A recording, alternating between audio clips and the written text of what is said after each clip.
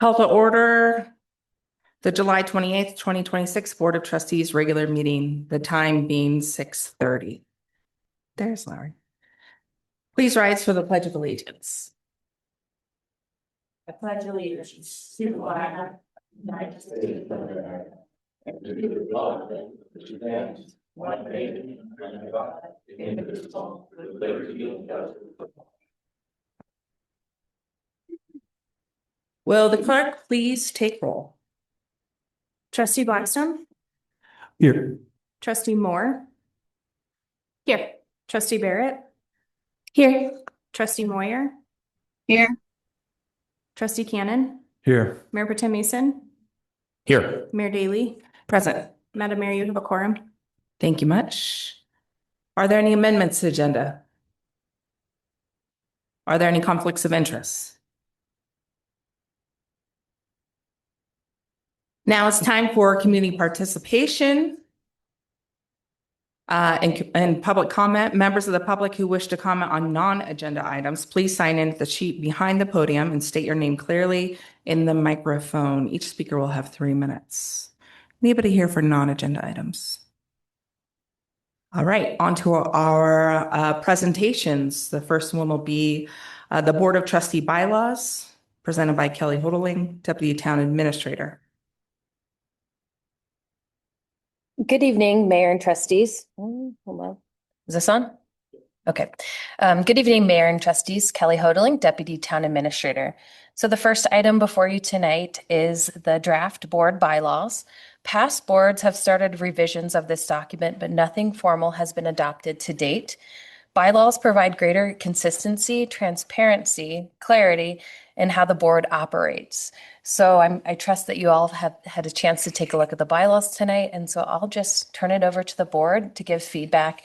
This is not for adoption tonight. This is just giving feedback. And if there's any changes that I can make, the goal would be to come back at a future meeting for adoption.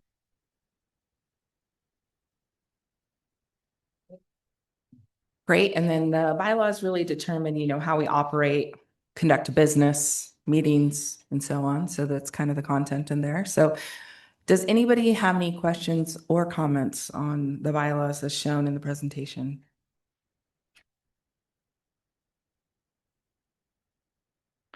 Any concerns? All right. Thank you for the presentation. All right. Moving. Good.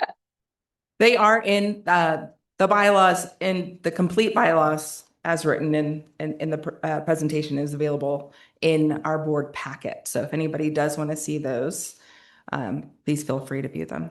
It's available on our website. Thank you. Would it be possible to put this item on consent at the next meeting? I think that's a great idea based on the lack of questions from the board. Please. Sounds good. And much of the consent or the bylaws is how the board's already operating to date. So it's just kind of getting past that and getting it adopted. So there's no real big changes there. Yeah, thank you. Okay. Just getting that documented and Perfect. and completed, I think is a great move. Okay, the next item is the Board of Trustee Proclamation Policy, also presented by Ms. Houghteling. Yes, thank you. Yeah. So proclamations are used by the town to help provide recognition for the community. This policy reviews how they would be submitted, reviewed, issued, and presented. So if you go ahead and take a look in your packet, there is a list of a sample of annual proclamations and what month those are typically recognized in. And then on that second page of Exhibit A, there's a submission of how you would go ahead and members of the public, other trustees would submit that for consideration. So again, I'll just pause and turn it over to the board if there's any questions or concerns. Any questions or concerns?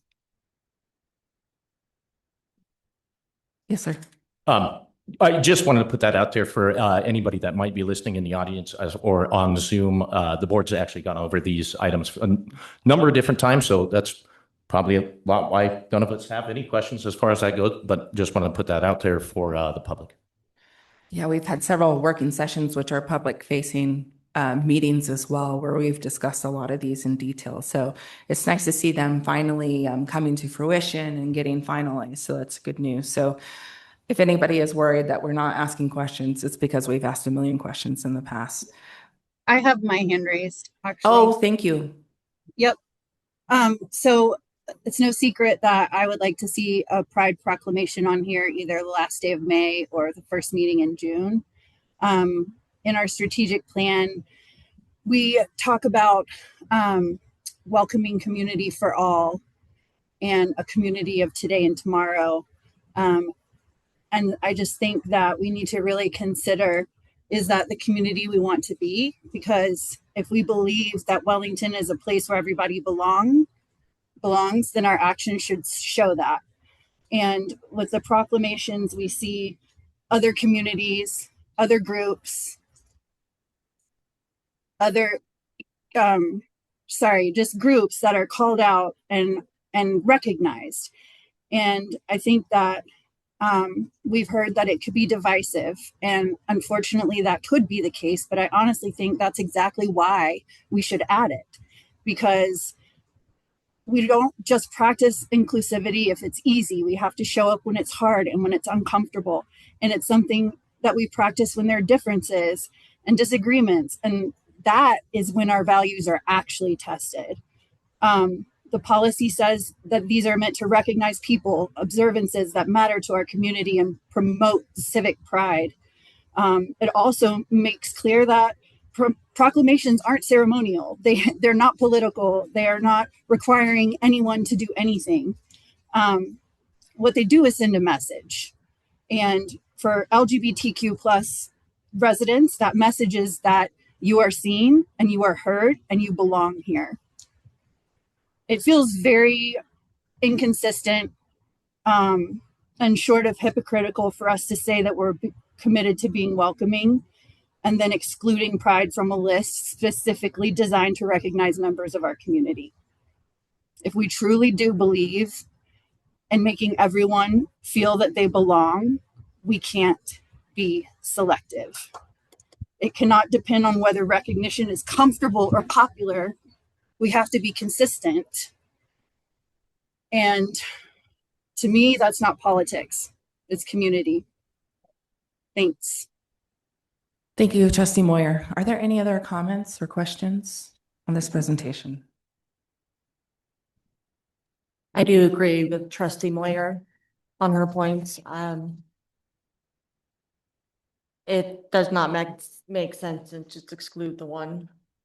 So I think that we could add that to our list. I think we should. Trustee Blackstone. Yeah, I would agree. I don't think this is political. I think this is about representing the people of Wellington. And I think that I would support as well what Trustee Moyer is saying. I think it's, part of what we're doing here is representing our community. Yes, sir. Thank you. Some of the background on that. And was something we should keep in mind, because I've been in favor of the proclamations because of members of my family are directly impacted by that. And I understand the struggles that they go through. But keep in mind that adding, it may not be political, but it is controversial. And a controversial proclamation could lead to more controversial proclamations. For example, we had during the same year a proposal and kind of a mini fight between a Pride proclamation and a National Bible Week proclamation and so forth like that, and creating conflict. I don't think we need to add it per se to that, because this resolution essentially gives the mayor authority to do that. So, that's my thoughts on it. Thank you. Okay. Any other comments? Madam Mayor, Trustee Moyer, raise your hand again. Let me see if anybody else would like to comment. Anybody else? Yes, please. I would agree with Trustee Moyer that for it to be inclusive, it needs to include different groups, especially marginalized minority groups. So for that reason, I agree. Thank you. Thank you. Can I just, yes, sir. Frankly, I would agree wholeheartedly with Trustee Cannon's comment. I've made this comment a number of times, which is that I think that any proclamation that is committed to by the town, and certainly the list that we have here, are all things that I think 95% or more of the community agree with. And I would be remiss if we I would not want to end up in a situation that Trustee Cannon just discussed. And so for that matter, I would support the proclamation's resolution as currently is. Trustee Moyer. And a quick comment, we have a huge agenda tonight. Please. Yes, I understand.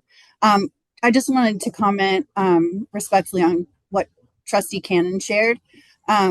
The background isn't that there was a fight between two proclamations. It was that there were two trustees who supported each other in bringing forth proclamations that were important to them, myself being one of them. And I think that it's really important to not look at it as controversial, but inclusive of different members of our town. You could look at Juneteenth and say, oh, that's controversial, but it's still on the list. That's it. Thank you. Yes, please. Oh, wow, I just lost my train of thought.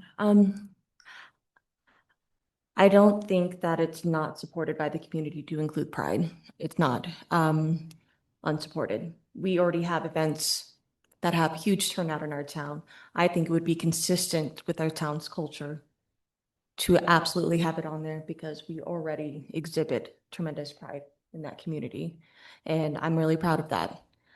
I mean, we have a better turnout every year for our Pride celebration. And I think it would be consistent with the members of our community that celebrated. And when they do, they come to our town and support our town.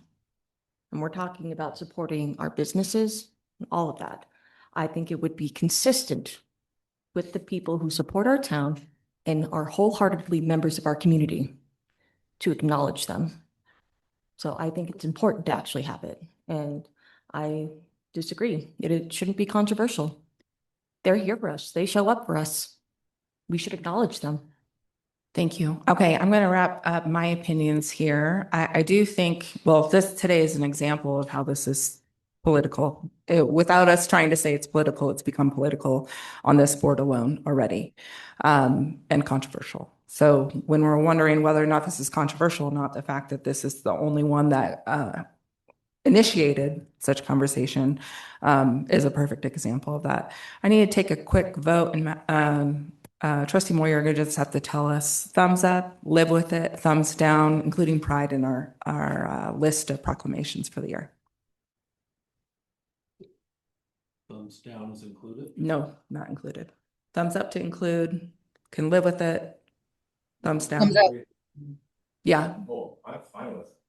No, No. this is for including Pride. Thumbs up, yes. Can live with it, no.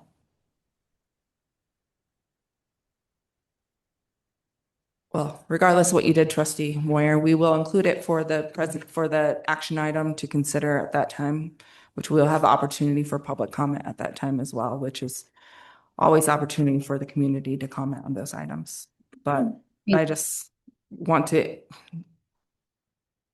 I hope everybody will not make it political. That's the whole point, is celebrations and not controversy. So thank you. Moving on. Thank you, Ms. Houghteling. Direction is fine? Direction is good? Okay. All right. On to the consent agenda. Ms. Clerk, will you please read the titles on the consent agenda? Resolution number 24-2026, a resolution authorizing interfund transfers within the fiscal year beginning January 1, 2026 and ending on December 31, 2026. And resolution number 26-2026, a resolution of the Wellington Board of Trustees authorizing the allocation of funds for the Main Street mini grants. May I hear a motion to approve the consent agenda? I'll move to approve consent. Second that. Roll call, please. Trustee Moore, Yes. Trustee Blackstone, Yes. trustee Cannon, Yes. trustee Barrett, Yes. trustee Moyer, Yes. Mayor Pro Tem Mason, Yes. Mayor Daly. Yes. Madam Mayor, that motion passes. Thank you. On to action items. Ms. Clerk, can you please read the title of E1? Public hearing for ordinance number 08-2026, considering a final plat approval for Sage Meadows Tract D replat, a replat of Tract D Sage Meadows subdivision, and approval of the third amendment to the memorandum of agreement for public improvements for Sage Meadows subdivision, and approval of an operating and maintenance agreement for Sage Meadows Tract D replat. Thank you. Mr. Byrd. Thank you, Madam Mayor. Cody Bird, Town Planning Director. Thank you, Ms. Clerk, for reading that title. I won't repeat it. A couple of housekeeping items I wanted to cover tonight before we dive into this. There are multiple items on your agenda packet tonight, and they kind of have multiple parts. So I want to walk through procedurally what that's going to look like. There are two different applications that are in your agenda tonight that are related but distinctly different. E1 and E2 are related to development obligations related to open space ownership and maintenance for Sage Meadows. And then items E3 and E4 are related to the adjacent open space, and CSU has a property right and irrigation well adjacent there that has a separate item, but they're related because there's a timing sequence there. In your agenda packet, each of these different applications also consists of two action items. The first item for each is a public hearing where you will consider all the evidence and facts of the separate cases, and then you'll hear public comments, and then you'll close your public hearing. The second item the second agenda item for each of those development applications is your formal consideration of the approval of a subdivision plat, rezoning ordinance, and associated agreements. Questions on the order of your agenda tonight? No, sir. But I will now open the public hearing and ask you to present. Thank you. Excellent. Thank you, Madam Mayor. Because this is a public hearing, it's a quasi-judicial proceeding. I'd also like to review, hopefully one time tonight, the public hearing procedures. In a public hearing procedure, I will ask for any conflicts of interest or ex parte communications, and we'll do that in just a moment. On a public hearing, I'll provide a presentation regarding the application materials and the staff report that's in your packet. There will be an opportunity for the applicants to provide any additional information if they choose to. They may not have anything if our presentation is done well. And then we'll open it up for public comments. Following any public comments, we'll close that hearing, and we will, close the public comment period. There'll be an opportunity to rebut comments or provide closing remarks from the applicant and staff, and then the board can consider that item and then close the public hearing formally. Questions on public hearing procedure? Excellent. Then I'll ask if there are any conflicts of interest on this first item E1 tonight. None. And any ex parte communications. Ex parte communications being information received outside of the public hearing process. None. Excellent. Thank you for bearing with me through those procedural elements. And one item, just so we know, Trustee Moyer is joining us via Zoom, and we appreciate her so much for being here. Unfortunately, though, virtual participants cannot participate in quasi-judicial items. So thank you for being here, but just so everyone's aware going forward. Thank you, sir. Yeah, thank you. That's a good reminder also. So I'll dive into the staff presentation portion of this first development item. Madam Mayor already commented that the public hearing was open. Sure, my slides will advance here. Perfect. So to kind of orient you with this development application, Tract D Sage Meadows subdivision is the open space area that's on the east side of the Sage Meadows subdivision. It abuts the railroad track there, just south of Viewpoint Park, north of GW Bush Avenue. Kind of a long, skinny parcel. It's about 17 acres in size, and it contains the HOA's irrigation well and irrigation pond. It serves for stormwater drainage infrastructure. There's a forced storm system that pumps the water back uphill. There's a trail through there for public access, and of course our open space.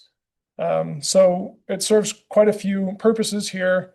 The plan for the public hearing tonight, proper notices have been provided. They were published in the paper, mailed to owners within 500 feet of the subject property and all owners of record in Sage Meadows subdivision. And signs were also posted on site in 2 locations. The Planning Commission held the required public hearing for the Planning Commission's purpose on July 13th, and they forwarded a recommendation of approval along with their findings for approval that they considered. Those are attached in your packet. I won't read every one of these words, but these are the findings for approval that are considered for, in this instance, both the preliminary plat and a final plat. We recommended concurrent review of the preliminary and final plats because there's no new development changes expected with this approval process. It's relating to existing conditions. No changes are proposed or anticipated. It's really intended to separate ownership and maintenance responsibilities between the town's public infrastructure and the HOA's interests. So all of these findings were detailed in the Planning Commission packet and are in the Planning Commission's recommended findings for approval. And the same thing for the final plat. We felt comfortable presenting preliminary and final together because no changes are anticipated between the two. Normally a preliminary plat, you say, yep, everything looks like it's on the right path, and go ahead and proceed with the final details. In this instance, this isn't a complicated development, and no changes were proposed, so it made sense to hear them concurrently. Here you kind of see the inset map showing that location. The green area is the open space, and the yellow is the residential development there. Some of the findings include considering whether or not the proposal is consistent with the town's comprehensive plan. The comprehensive plan designates this area as open space, and it's currently open space, no changes proposed. So the Planning Commission recommended that that was consistent finding. It's zoned public for public purposes, and HOA's common areas and town open space are generally consistent with that consideration for the public zoning district. So it's consistent with the town's zoning classifications. The Planning Commission also looked at and recommended that the plat document itself is consistent with all the applicable technical standards, and staff has reviewed that as well and finds the same. I touched on this briefly, so I won't dwell on it, but the real meat and potatoes of this application is to separate the town owned and maintained portion of this area and the HOA's private interests in the area. As originally platted, all of Tract D was intended to be dedicated to the town of Wellington. And when this was brought back to us, and the original approval in the development agreement contemplated that Tract D would need to be subdivided in the future to separate the maintenance responsibilities. When staff received this request, we looked at the infrastructure and we opposed to the town taking over ownership and maintenance of the irrigation pond and the irrigation well, and felt that was more appropriate for the HOA to maintain that water right since it serves those properties. So we objected to taking all of the ownership, and we suggested this division to separate both the physical land and the maintenance. So in your considerations for the next item, you'll see a development agreement that memorializes all of the changes to kind of make all of the pieces tie back together from the original approval, subsequent amendments to today in this proposal, along with an operating maintenance and easement agreement that defines the town's ownership and maintenance responsibilities and the HOA's maintenance responsibilities and how they interact together to make sure that the property maintains a consistent maintenance aesthetic. So in conclusion for my presentation, I've tried to keep this brief because I know there's a lot of information in your packet, but the staff's recommendation is that the preliminary and final plat can be considered together concurrently, that the findings for approval for both the preliminary plat and the final plat are satisfied. The plat document that's in your packet meets all the technical criteria with a few minor revisions necessary for signature lines and some wording that are non-substantive in nature. They're clarifications, and we can handle those efficiently. And the Planning Commission recommended approval along with including their recommended findings for approval that were included in your packet. So that's my brief overview. I know there's a lot of meat here to dig into, so I'm happy to answer any questions. I know in the audience tonight, Mr. Darren Roberson, developer for Sage Homes, is here as well if there are some questions that he can help answer. But I'll turn it over to the mayor and the board. Thank you so much. Thank you so much. Is there a presentation by the applicant?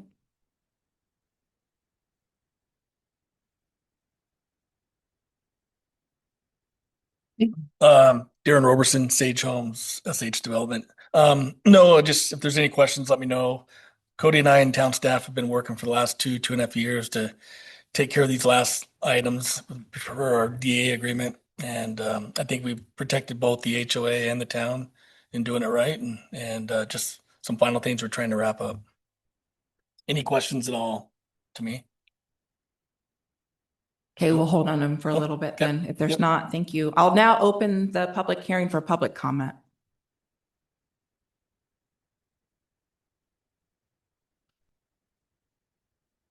I'm now going to close the public hearing. Oh, thank you. Please come on. Hi, I'm Carla Biddle. I am a resident and a homeowner in Sage Meadows. My property abuts to this area in question. Some of the concerns we had at the last meeting that I did present, I received some answers, not solid answers. What would it look like for us financially as we as homeowners currently in our year for HOA fees, we are paying for the maintenance in that area? And if there's a division, what happens to the finances? Are you guys paying for the area? What does natural area look like for us? What does the maintenance look like for that area? Currently, we're on a bi-weekly. We take a lot of pride in our community over there, and we just want to know what it's going to look like for us as homeowners in the future moving forward. Thank you for your comment. Thank you.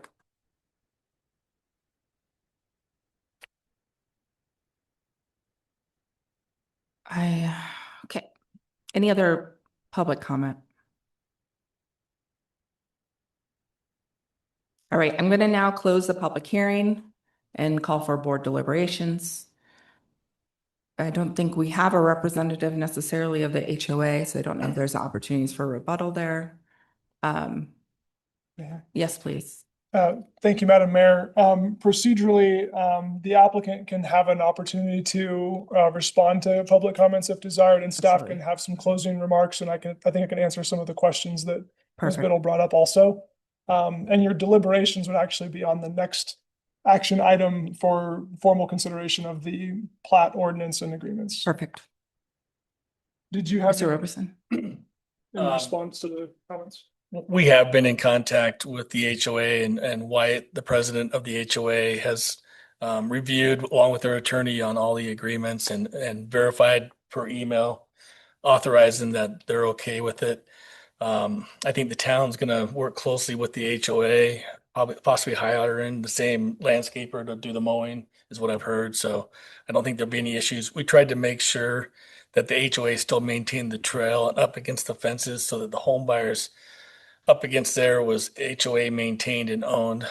Even though at the end of the day, I think the home buyers within Sage Meadows are probably only saving about $2 a month savings on their bill because the town's not going to take over that maintenance. But when you have 450 people paying for it, obviously it costs them a lot less per dollar. But this is something we have to do, and I got to do. So, but again, we've been in close contact with the HOA president and the HOA's attorney.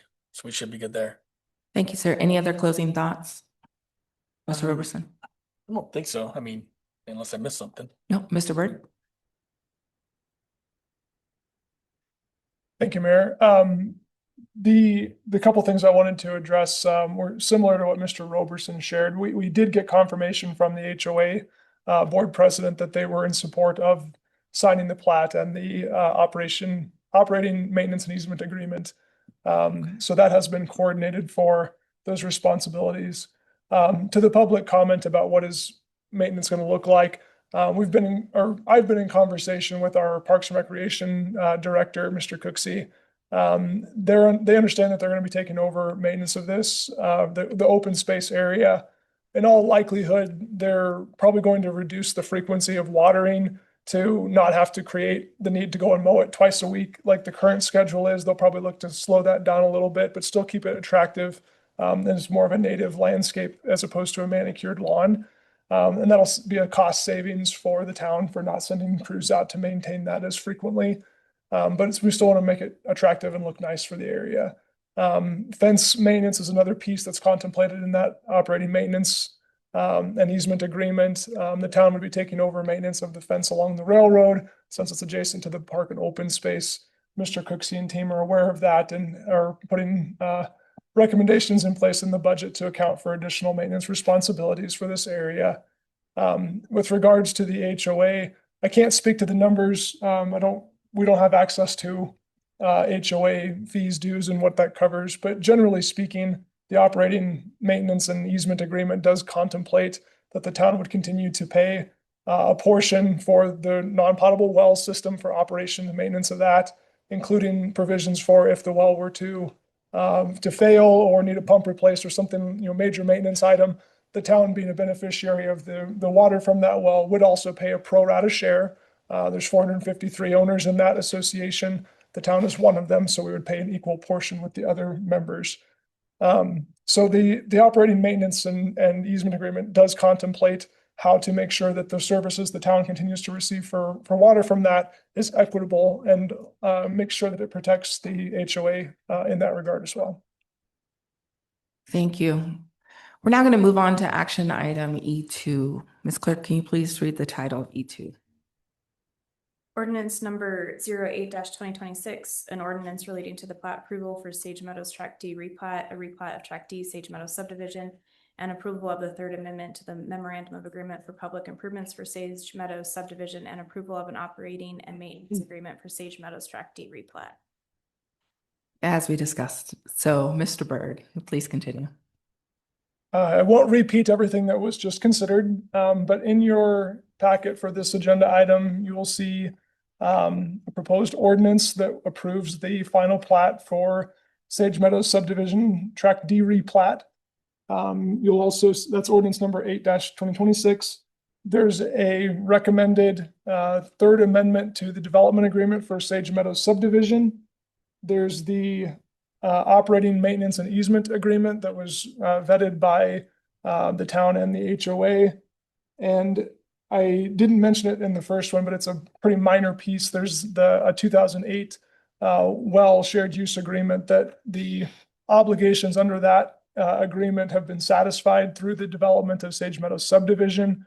And it simply has an acknowledgement by the town to say that it has been completed, and staff recommends that those obligations are satisfied and we can accept that termination agreement for the well.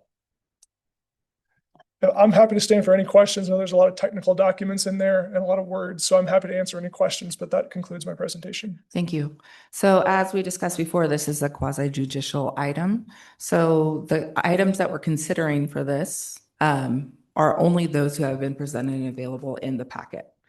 So just to be super clear on that. So, but with that said, there's very many and hundreds of pages in the packet. So does anybody have any clarifying questions?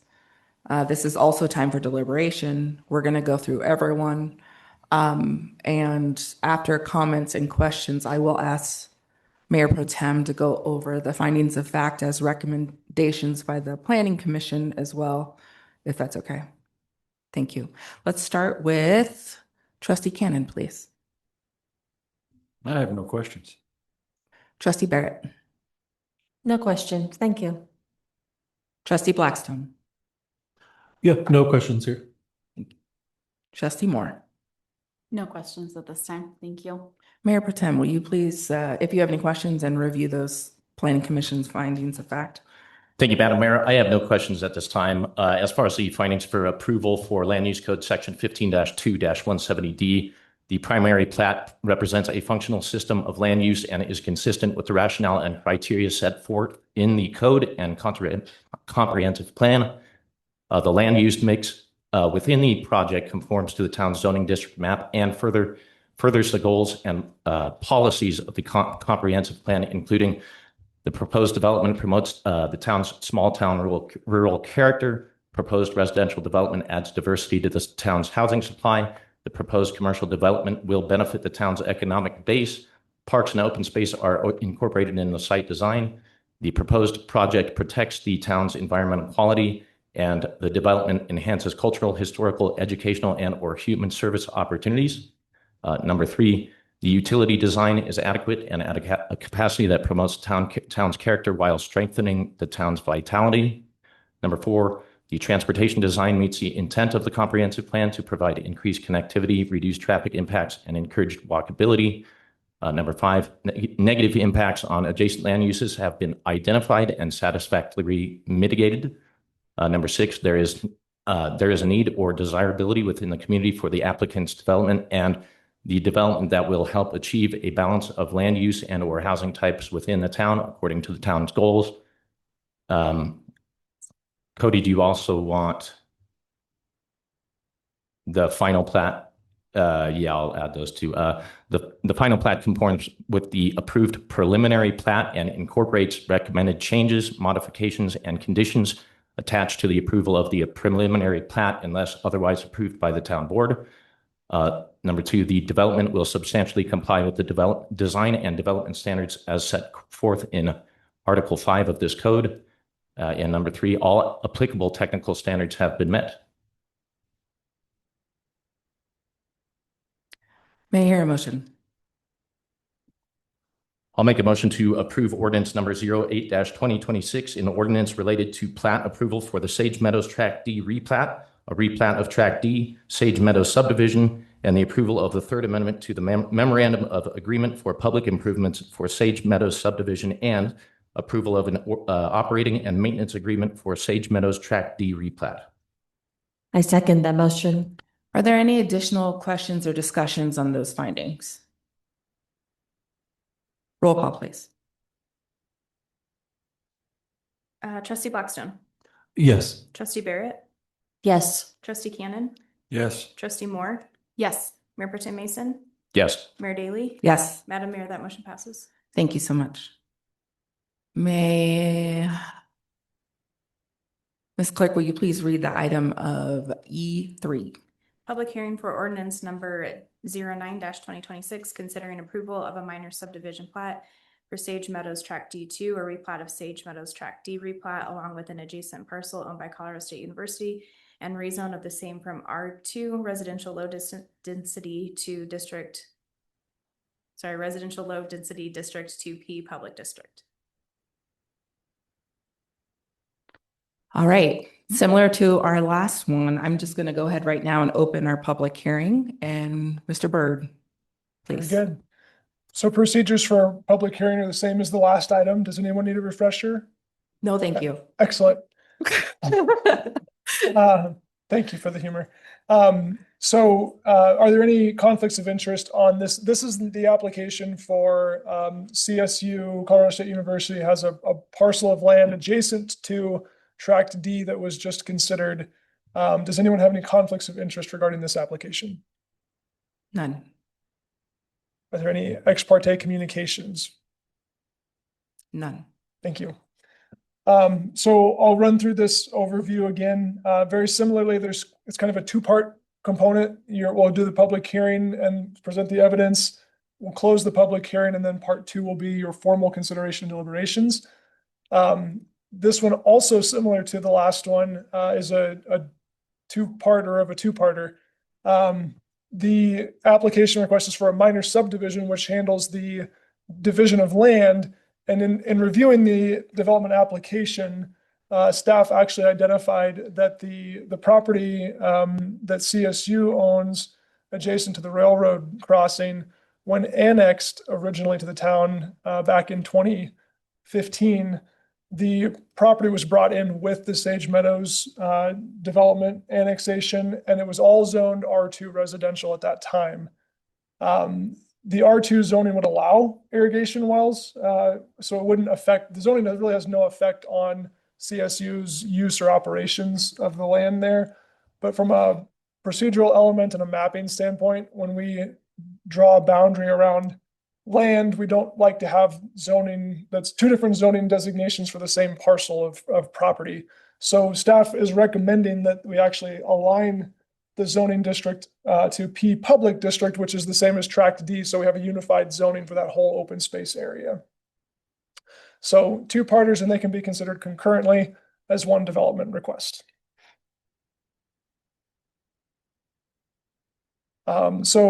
You've just looked at this piece of property. The difference being now you're only considering the town's portion of Tract D, which was the remainder that doesn't go to Sage Meadows HOA from the last application, and the addition of the sliver kind of flagpole shaped parcel that is owned by CSU.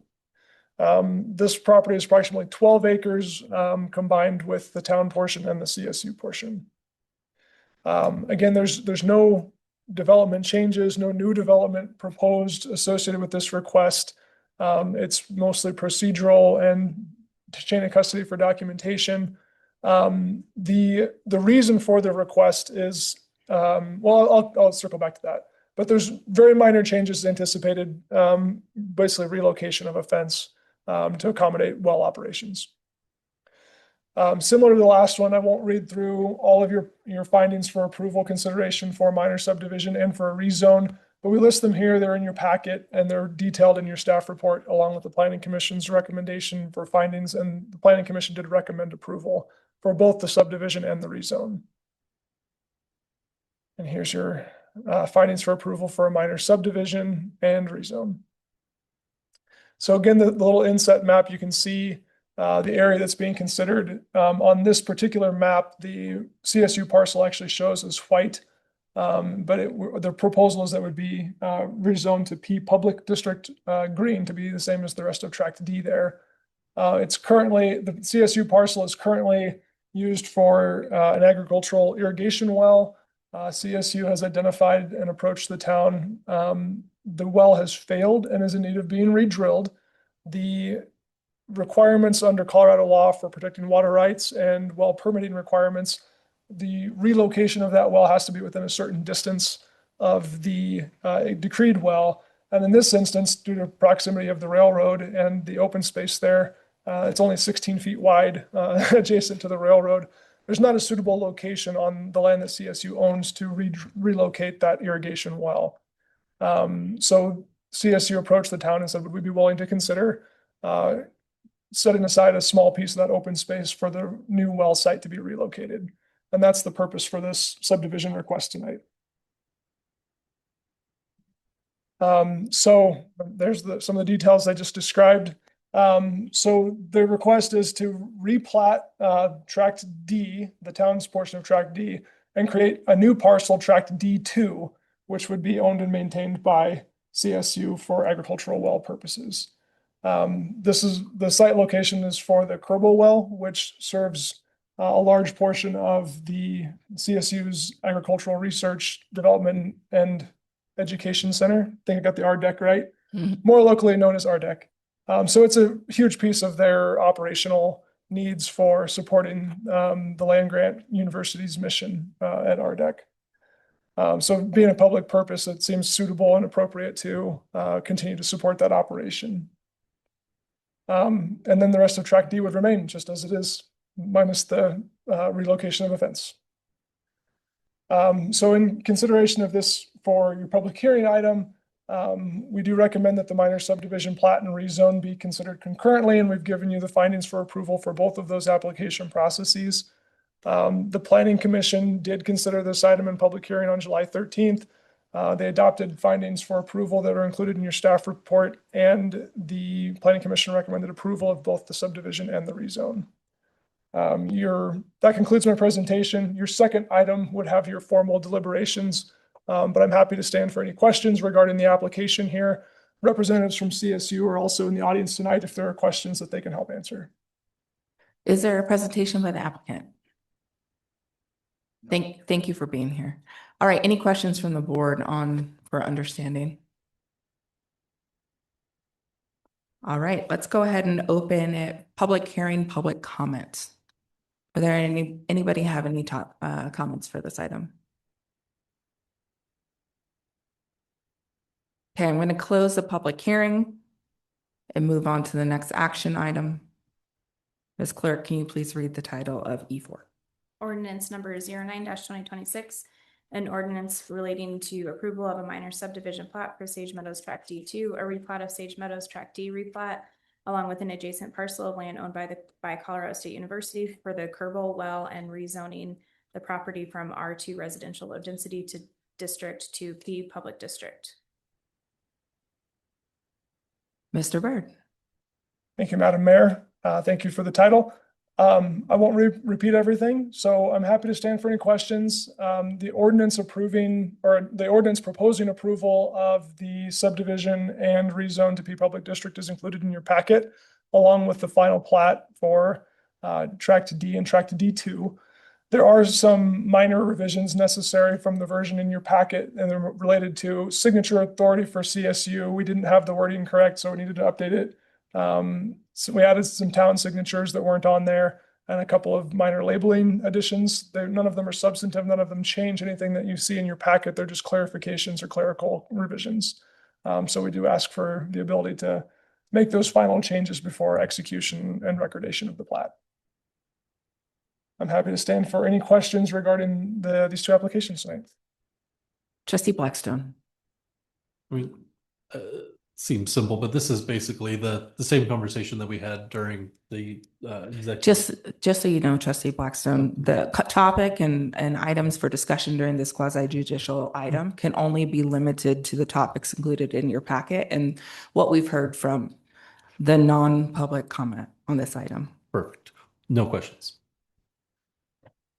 Thank you. Trustee Moore. No questions at this time. Trustee Barrett. No questions. Trustee Cannon. No questions. Well, I know it's a mouthful, but if you could help us with the findings and considerations for both the rezone and the minor subdivision. Thank you, Madam Mayor. Appreciate it. Pursuant to Land Use Code Section 15-2-164, a minor subdivision, holy smokes. The minor subdivision is consistent with the comprehensive plan and the intent stated in the Land Use Code. Number two, the minor subdivision meets the intent of the zone district in which it will be located and all criteria and regulations specified in that zone district, including but not limited to minimum lot size and setbacks. Number three, the minor subdivision does not result in new or increased nonconformities. Number four, the minor amendment mitigates to the maximum extent possible any negative impacts on existing and planned public facilities in surrounding neighborhood. Number five, the minor amendment has no effect on the conditions applied to the approval of the plat and does not violate any requirement of the code. And number six, the administrative plat is consistent with any other prior approvals and official plans and policies created under the guidance of that plan for these areas. And then pursuant to Section 15-2-70D regarding the rezone is consistent with the comprehensive plan and the intent stated in this land use code. Number two, the rezone is consistent with the stated intent of the proposed zoning district. Number three, the rezone will not result in adverse impacts to the natural environment, including water, air, water, noise, stormwater management, wildlife, and vegetation, or such impacts will be mitigated. Number four, the rezone of the subject property will not result in material adverse impacts to the surrounding properties. Number five, facilities and services, including roads, transportation, water, gas, electricity, police, fire protection, sewage, and waste disposal are available to serve the subject property while maintaining adequate levels of service to existing development. And number six, the rezone is consistent with any other prior approvals and official plans and policies created under the guidance of that plan for those areas, including the comprehensive plan, specified area plans, like down. That's it. Thank you. All right, I will ask for a motion now, but before doing so, please make sure that it includes, well, if so desired, the option for clerical changes that are non-substantial to the ordinance.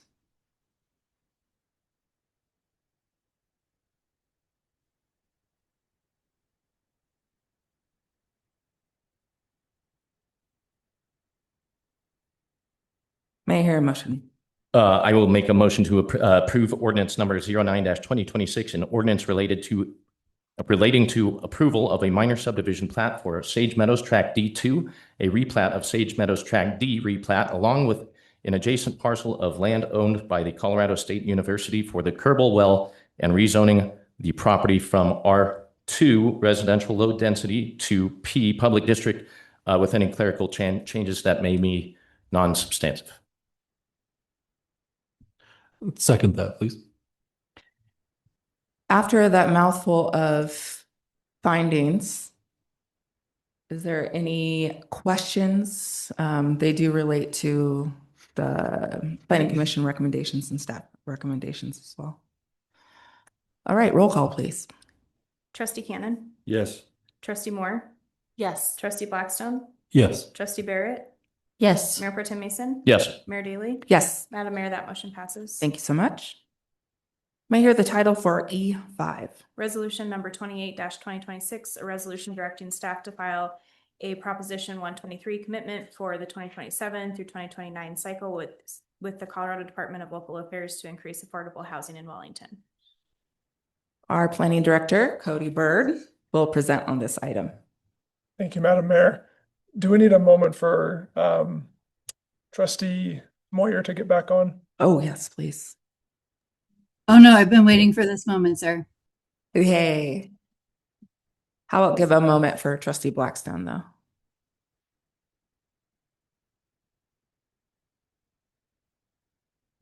Not sure if trustee Blackstone was coming back or if he was recusing himself. He's on the Housing Authority. I would hope he would have said something before leaving. Yeah, I didn't get any memos, so I'm not certain. I think he'll be right back. Thank you guys for coming. I really appreciate it. Yeah, let's go for 5 minutes. So 7:27, please. Thank you all. Thank you, Cody. All right, we're back regarding E5. Mr. Bird's going to present for us. Thank you, Madam Mayor. Appreciated the break too. Got my voice back. This next agenda item, I'm really pleased to present. The town's done a lot of work in the space of housing affordability in the last couple of years, and we would like to continue that trend. I'm privileged to share some of the information here this evening. Slides advance. To give maybe the board just maybe a little bit of background information, since there's been a little bit of time since Proposition 123 was originally passed. I wanted to highlight just a little bit of what that program is. Proposition 123 is a permanent affordable housing funding source adopted by the voters of the state of Colorado in 2022. It dedicates funding that's split between administration between the Department of Local Affairs that administers planning grants, capacity grants, to support staff and support the initiative for advancing policies around housing affordability. It supports a homeowner down payment assistance program and services for persons experiencing homelessness. That's 40% of the funding. 60% of the funding also goes to CHAFA, or the Colorado Housing and Finance Authority, which supports more of the development and construction of housing, including concessionary debt, land banking programs to secure land for development of affordable housing, and an equity program. So I love the little graphic that Dola put together for us because it helps illustrate where the funding comes from and where it's going. What I'd like to highlight for tonight is how the town has utilized some of that Proposition 123 funding. The Colorado legislature passed a series of land use or housing and land use acts that required local municipalities to take certain measures regarding housing affordability. One of them was that the town was required to complete a housing needs assessment, and we actually accessed $85,000 of funding through Proposition 123 to help with the facilitation of that study and code adoption process. So we actually completed our Wellington's first ever housing needs and affordability assessment in April of 2025. At that same time, same meeting, we actually presented a series of land use code changes to update our development regulations to help lower some of the barriers to affordable housing. that was adopted in April of 25 as well. Shortly thereafter, the town crafted an expedited review or fast track policy, which was adopted in August of 2025. And at that time, that's a requirement of Prop 123, is to have that fast track review process in place. And at the same time we adopted that, we also presented to the Board of Trustees at that time desire to opt into the commitment cycle for Prop 123 to meet an affordability or housing affordability goal to increase the number of units in the community. So we opted into the last year of the 3-year cycle, also in August. And that commitment goal was to increase our supply of affordable units by 2, which was a calculation method, which is 3% over our baseline. I won't get into the details of the calculation method, but we actually did all of these things in a very short amount of time. And we were successful in meeting our Proposition 123 commitment for that 2 units. For that cycle, we filed our reporting requirements in July, and we received confirmation from Department of Local Affairs that we did in fact meet our obligation. In fact, we accomplished 33 affordable units. This is a big deal. 33 was a really exciting number to accomplish in 1 year. Most of that was done through what the state statutes refer to as NOAA, which stands for Naturally Occurring Affordable Housing. 24 of those units of the 33 that we reported were new construction homes. Most of those, actually all of those, were Bessler Homes building paired homes or duplexes in Sage Meadows Second. They came in at as low as 70% of area median income for some of those units, and as well as some at 80 and some at 90%. The other 9 units were actually classified as preservation units. So in that instance, again, under the NOAA, Naturally Occurring Affordable Housing, preservation was considered any substantial renovations to an existing home that then also sold on market at under the 100% AMI range. And we had 9 of those in town. Most of them were primarily re-roofs on existing structures and then turned around and sold at market at less than 100% AMI. So that got us to our 33 for that year. We did also want to provide this example here to put in context what that AMI or area median income range looks like. Current numbers as of a couple of weeks ago, a 3-bedroom owner occupied unit at $598,000 was the 100% AMI mark, or essentially the market rate.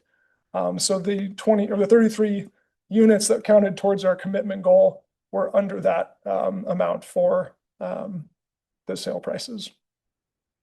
Still expensive, right? These are the units that are meeting the statutory goals, and they're still expensive.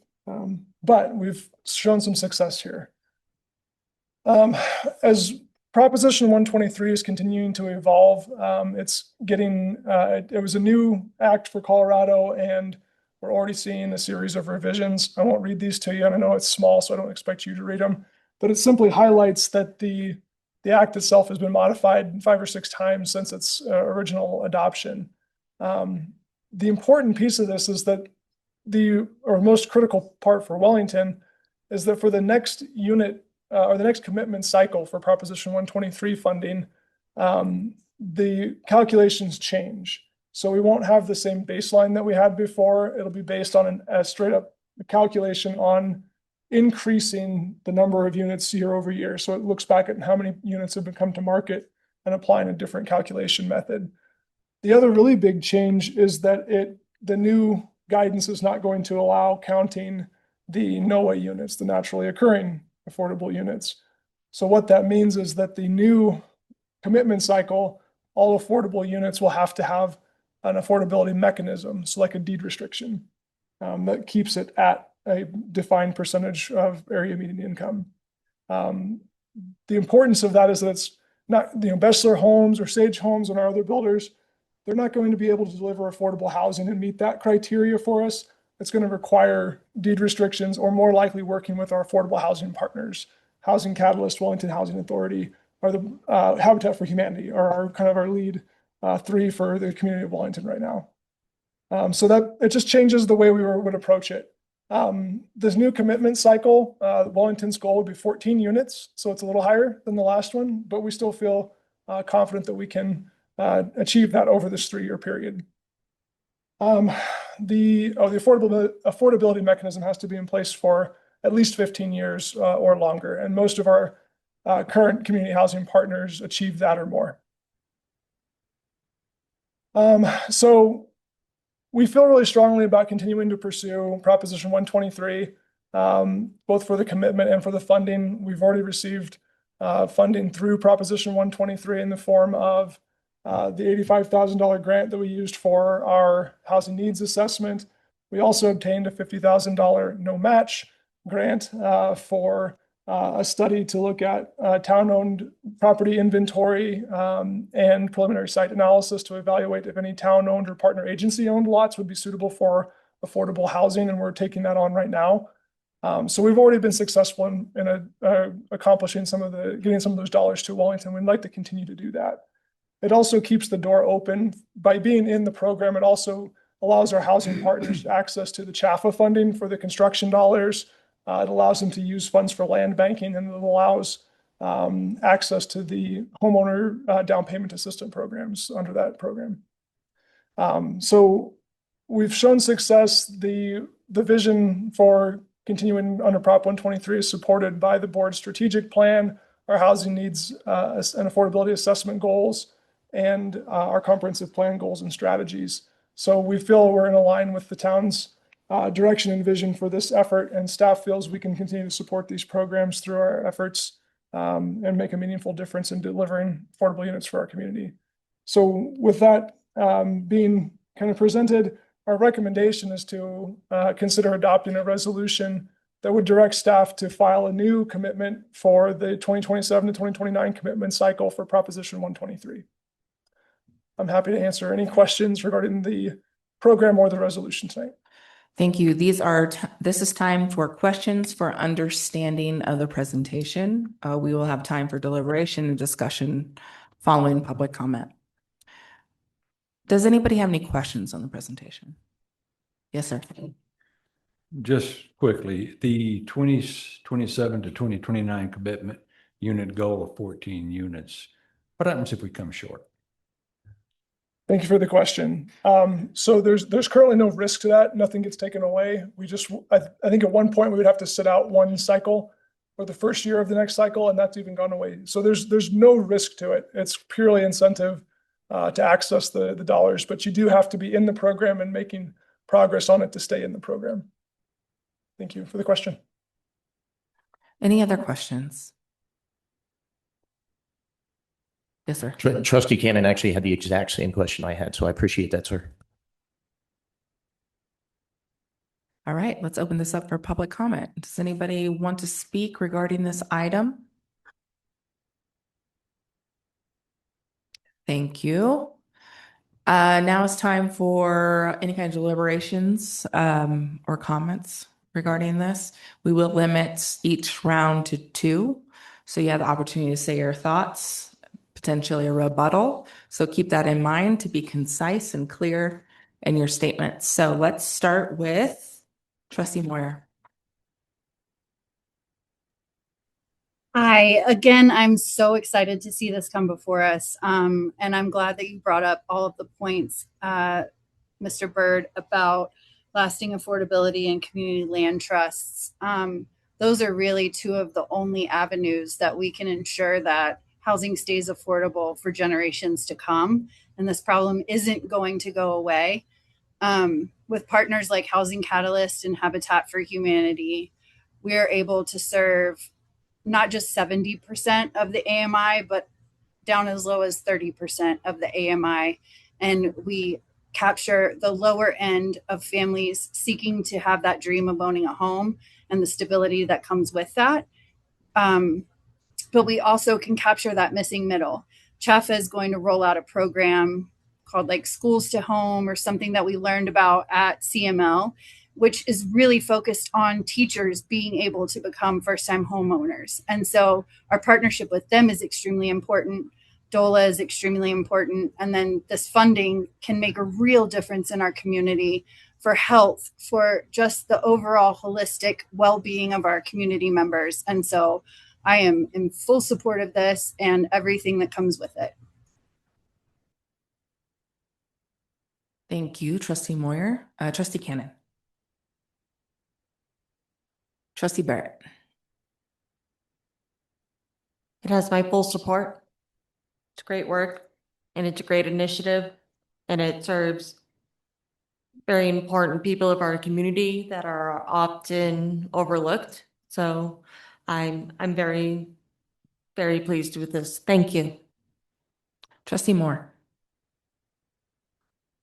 Also in full support, very grateful for the presentation and to always help us trustees and the public further understand how all of the pieces fit together. Affordability being a big one and how important it is for it to have a place at the table for deliberation and for understanding.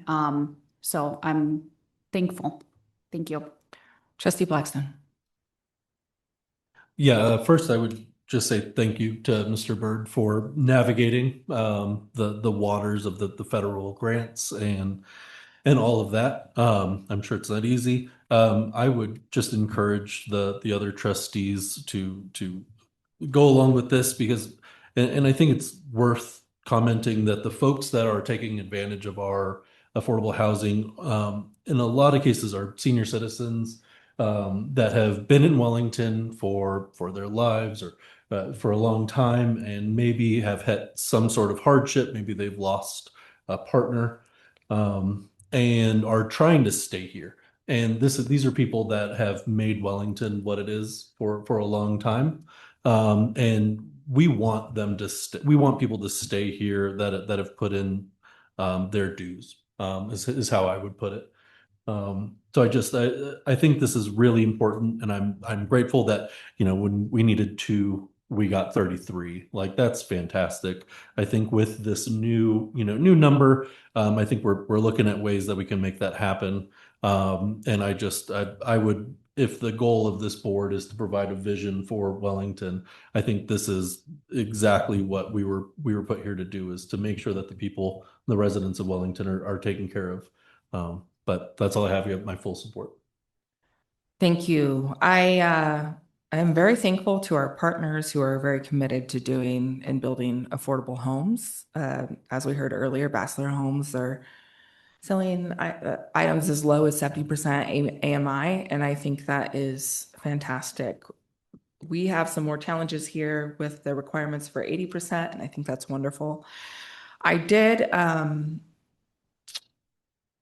this is near and dear to the heart, I know, of Trustee Moyer, but in my time in Hope Springs, which is the Habitat for Humanity development in Greeley, I got to learn more about the deed restrictions, and theirs is 99 years, I believe.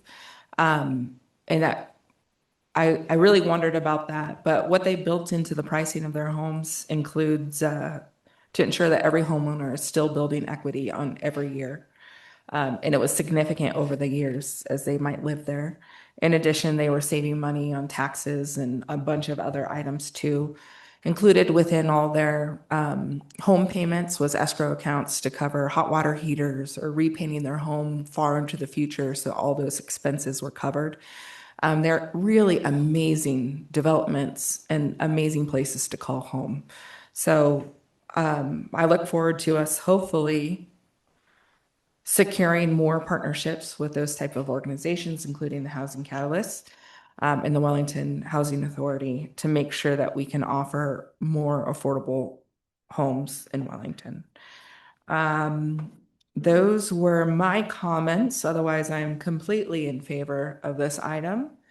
And I think we should go full force ahead with any kind of affordable housing initiatives. Here's another opportunity for rebuttal or additional comments. Trustee Moyer. Yeah, thank you for bringing up that deed restriction, Madam Mayor. I think it's important to understand that that's renewable after 99 years, and that helps keep the home and the family, so to speak, for generations, which is how you continue to build stability for that family. The equity building, you're absolutely right. The family, just because they are deed restricted, does not mean that they can't build equity and continue to grow. Success is part of this equation for the family. And I think it's important to know that with land trusts, that would act similarly. So the family would own the home, but we would own the land, and that land would be restricted to having affordable housing on it forever, or restrictions of certain amount of years. And that's tied to funding, right? And the funding will last for X amount of years. A person couldn't buy this affordable home and flip it. Nobody's going to do that with a mortgage that's less than 30% of, or less than 50% of their income, less than 30% of their income to make it truly affordable. Nobody's going to flip that. So there's no reason to think that affordable housing is less than. It can be absolutely as beautiful as your own home, and that anyone would take advantage of the system. What we're doing is providing homes for people that truly need them, for people that wouldn't have an opportunity otherwise to become homeowners, and really absolutely improving the quality of life across the board for these families. And so I agree. Anything that we can do to promote the affordable housing initiative in Wellington, we should absolutely do, because we deserve, our residents deserve that. Thanks. Thank you. Anybody else have another round of comments? All right, may I hear a motion, please? I move to approve resolution number 28-2026, directing the town to follow a Proposition 123 commitment for the 2027 through 2029 commitment cycle with the Colorado Department of Local Affairs to increase affordable housing in Wellington. Second that motion. I'm going to go Trustee Blackstone. Roll call, please. Trustee Barrett, Yes. Trustee Cannon, Yes. Trustee Moyer, Yes. Trustee Blackstone, Yes. Trustee Moore, Yes. Mayor Pro Tem Mason, Yes. Madam Mayor. Yes. Mayor Redavid. Yes. Thanks. Madam Mayor, that motion passes. Thank you so much. All right, thank you, Mr. Byrd, for many presentations. Well done, sir. Rest your voice. May I have the title for E6, please? Resolution number 29-2026, a resolution adopting the strategic plan. Kelly Houghteling will present on this item. Thank you. I'm going to wait for the graphic to come up here. All right. Good evening, Mayor and Trustees. Kelly Houghteling, Deputy Town Administrator.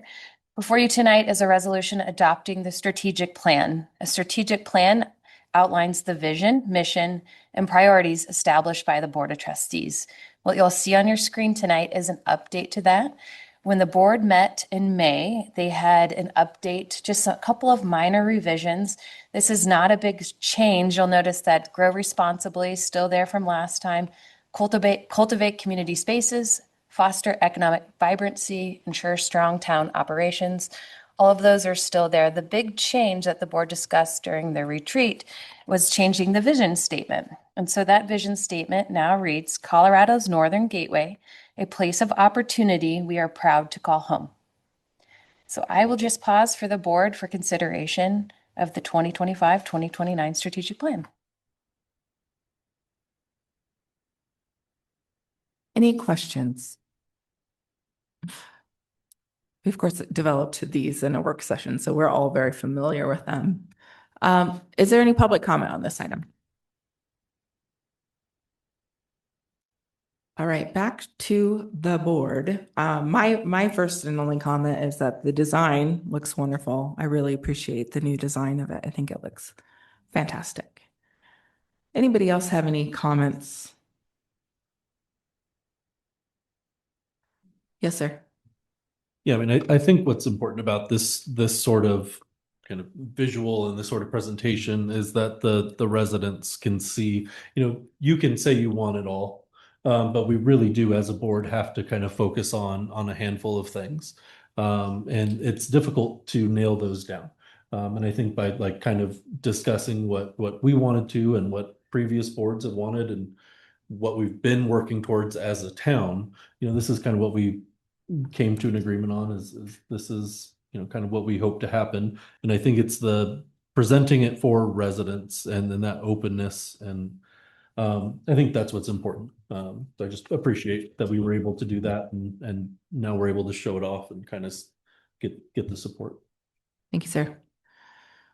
Any other comments?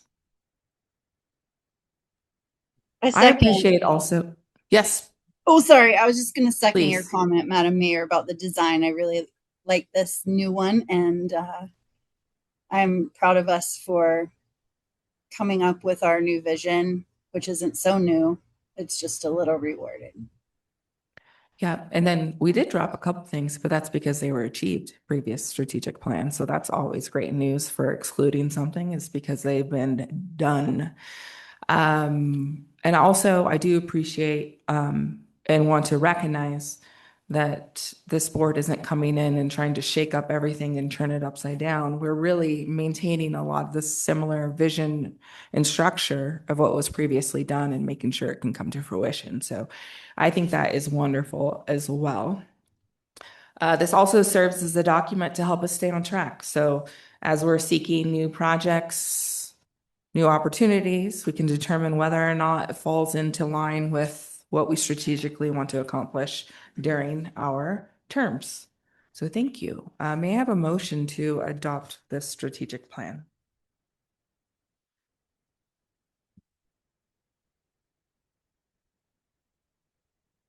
Item E7.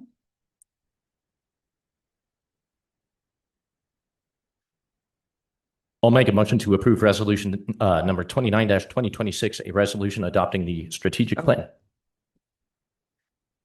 Second. Second that. May I have a roll call, please? I said the wrong number earlier. Sorry. And I apologize. I missed who seconded. More, thank you. Trustee Moyer.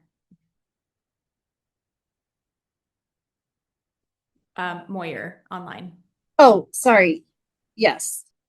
Thank you. Trustee Barrett. Yes. Trustee Cannon. Yes. Trustee Moore. Yes. Trustee Blackstone. Yes. Trustee Mayor Pro Tem Mason. Yes. Mayor Daley. Yes. Madam Mayor, that motion passes. Thank you much. Now on to E7. Thank you, Ms. Houghteling.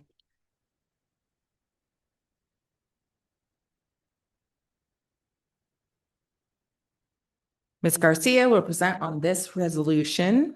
Our And- town administrator. Madam Mayor, may I read the title? Yes, please. Resolution number 30-2026, a resolution of the Board of Trustees of the Town of Wellington, Colorado, supporting the referral of a public safety sales and use tax question to the November 3rd, 2026 general election and participating in a coordinated election with Larimer County. Thank you much. Ms. Garcia. Thank you. Good evening, Mayor and Trustees. Patty Garcia, Town Administrator. So tonight's presentation focuses on the long-term sustainability of public safety services in Wellington.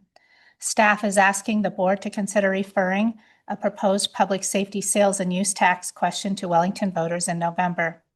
The action before the board would not impose the tax. It would allow Wellington residents to make the final decision about whether to establish a recurring revenue source for law enforcement and related public safety services. Tonight's presentation has 5 primary objectives. First, we will explain how law enforcement and other public safety services are currently funded. Second, we will discuss the financial challenges created by Wellington's continued growth and the increasing cost of maintaining services. Third, we will review the proposed half percent sales and use tax. Fourth, we will explain how the estimated revenue would support public safety while continuing to require significant contribution from the existing general fund revenues. And finally, we will be asking the board whether the proposed question should be placed before Wellington voters at the November 3rd, 2026 general election.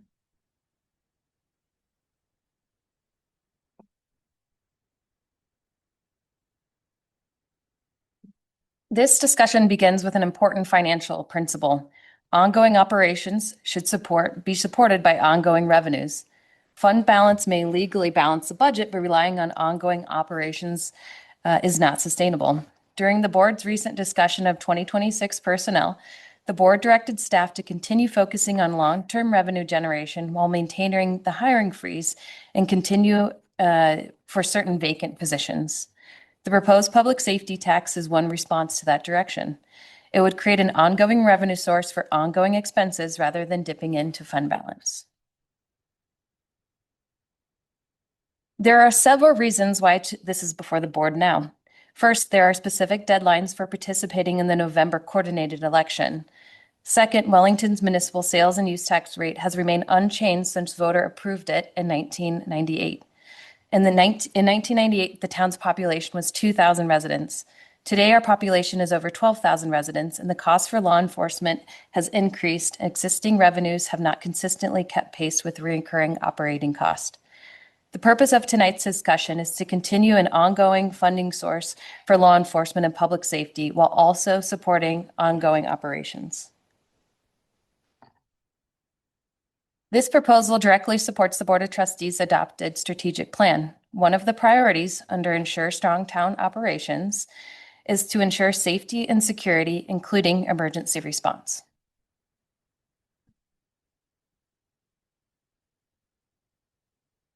Fund balance is essentially the general fund savings account. It is built when revenues exceed expenditures and is reduced when expenditures exceed revenues. The town's policy is to maintain 4 months, or approximately 33% of the general fund operating expenditures. That is more conservative than the 2-month minimum commonly recommended for governments. These reserves are important. They help the town manage emergencies, economic downturns, and significant one-time investments like infrastructure improvements. However, fund balance is not a reoccurring revenue source. Once it is spent, it must be rebuilt. That is why we describe fund balance as a bridge rather than a permanent funding plan for operations. Recent board decisions have used reserves to assist utility ratepayers, fund capital projects, and support a portion of the 2026 general fund operations. These were intentional policy decisions, but continuing to use fund balance to support operations is not in alignment with the town's financial management policies. This slide shows the important distinction in municipal finance. The town's enterprise funds, such as water, wastewater, and drainage, are supported by user charges and fees. Those revenues generally restrict to operations, debt, capital needs for those utility systems. The next bucket is the general governmental services supported through taxes, grants, and similar revenues. The general fund pays for services such as law enforcement, administration, finance, court, planning, building, IT, HR, the library, and other town operations. At approximately $2.27 million, public safety represents about 26% of the general fund operating expenditure and is the largest single expenditure in the general fund.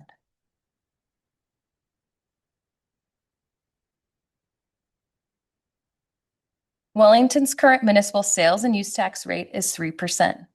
2% supports the general fund. The remaining 1% is divided between streets and parks, with 55% allocated to streets and 45% allocated to parks. The proposal would add a 0.5% for law enforcement and related public safety services, bringing the total municipal rate to 3.5%. Public safety would include LCSO contract, patrol services, traffic enforcement, the school resource officer, criminal investigation, emergency response. The proposal would create a revenue source for public safety rather than continuing to support the entire cost from the existing general fund. This slide explains how staff calculated the estimated first-year revenues of approximately $905,000. Staff reviewed sales and use tax activity from the 3 most recent completed fiscal years, 2023, 2024, and 2025. Retail activity remained relatively stable overall during this period, and for that reason, we used a 3-year average to smooth annual fluctuation and create a reasonable and conservative estimate. No additional growth factor was added because the data did not support consistent trends that would support assuming future growth. The estimated is therefore based on recent activity rather than aggressive projection. Actual costs will still depend based on retail sales, vehicle purchases, construction activity, and the broader economic conditions. The town's municipal sales and use tax rate would increase from 3% 3% to 3.5%. For an ordinary taxable purchase, the additional cost would be 50 cents for every $100 spent. The proposal is estimated to generate $905,000 in the first year. The town's current sales and use tax rate, as I mentioned, was put into effect in 1998.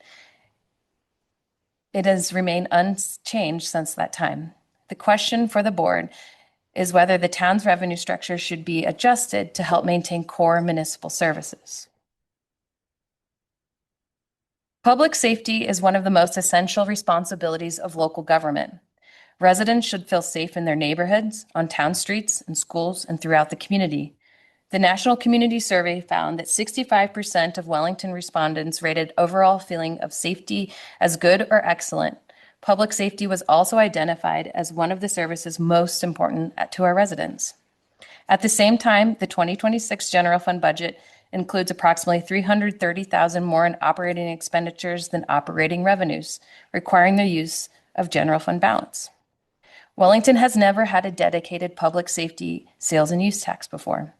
The proposed measure would not fully fund the LCSO contract, but it would provide a reoccurring revenue source to improve the general fund stability and reduce pressures on other services. Wellington now serves nearly twice as many in the population as it did 15 years ago. More residents means more traffic, calls for service, investigations, and school safety needs. Public safety is a core service and requires a reliable staffing and funding. Wellington does not operate its own police department. Instead, it contracts with the Larimer County Sheriff's Office.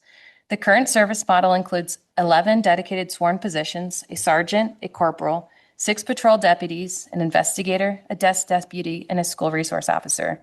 The 6 patrol deputies provide a combined 30 hours each day. By contracting with Larimer County Sheriff's Office, Wellington has access to specialized personnel, equipment, technology, investigation, and regional support that would be costly to replicate by our own standalone police department. This is a comprehensive law enforcement partnership, providing Wellington residents with the highest level of service. This chart places Wellington's proposed municipal rate in a regional context. Wellington's current municipal rate for sales and use tax is 3% that you see on the chart. The proposed rate would be 3.5%. Even with the increase, Wellington's municipal rate would still remain below Windsor at 3.65%, Berthoud at 4%, Tibnith at 4.25%, and Fort Collins at 4.35%. Berthoud is particularly relevant comparison because it also contracts with Larimer County Sheriff's Office for law enforcement. These comparisons do not mean that every community provides the same level of service or has the same financial structure. They simply show that the proposed Wellington rate would still remain competitive within the region while also providing additional support for core municipal services. The current LCSO contract is $2.27 million. The proposed tax estimate is generated $905,000 that would cover approximately 40% of the contract cost. The remaining $1.36 million would still need to be supported by existing general fund revenues. The proposal does not eliminate the town's existing financial responsibility for public safety, and it does not fully offset the LCSO contract. Instead, it establishes a reoccurring revenue source that can help sustain current service model, reduce pressures on the general fund, and limit the need for using reserves.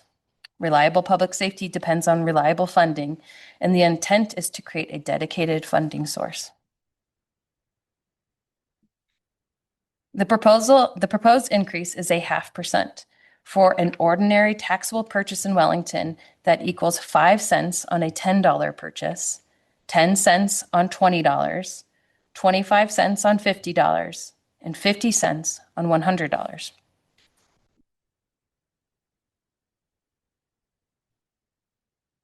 This is the draft proposed ballot language, which identifies the proposed half cent, the effective date of January 1st, 2027. It's a dedicated revenue source for law enforcement and public safety with excess available for other lawful municipal operations. It also includes the required Tabor language in the example of the 50 cents on a $100 purchase for clarity. The language remains subject to board direction, town attorney review, and board approval. Next, let me hand it over to Town Administrator Patty Garcia.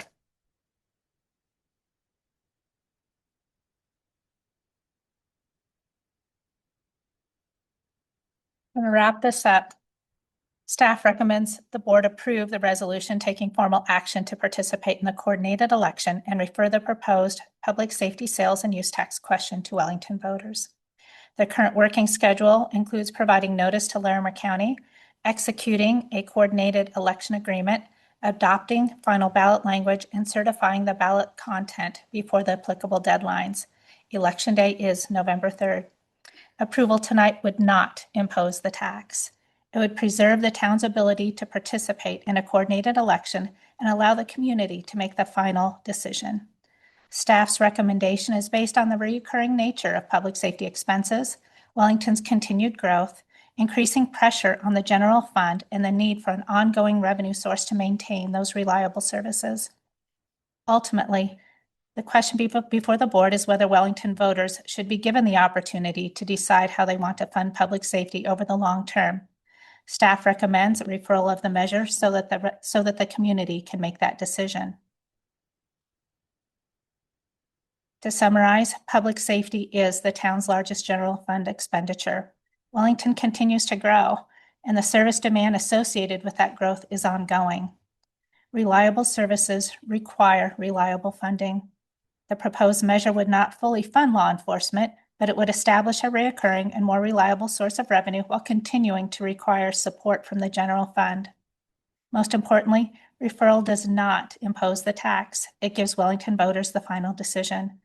The question before the board tonight is whether the town should refer a 0.5% sales and use tax question for law enforcement and related public safety services to the voters in November.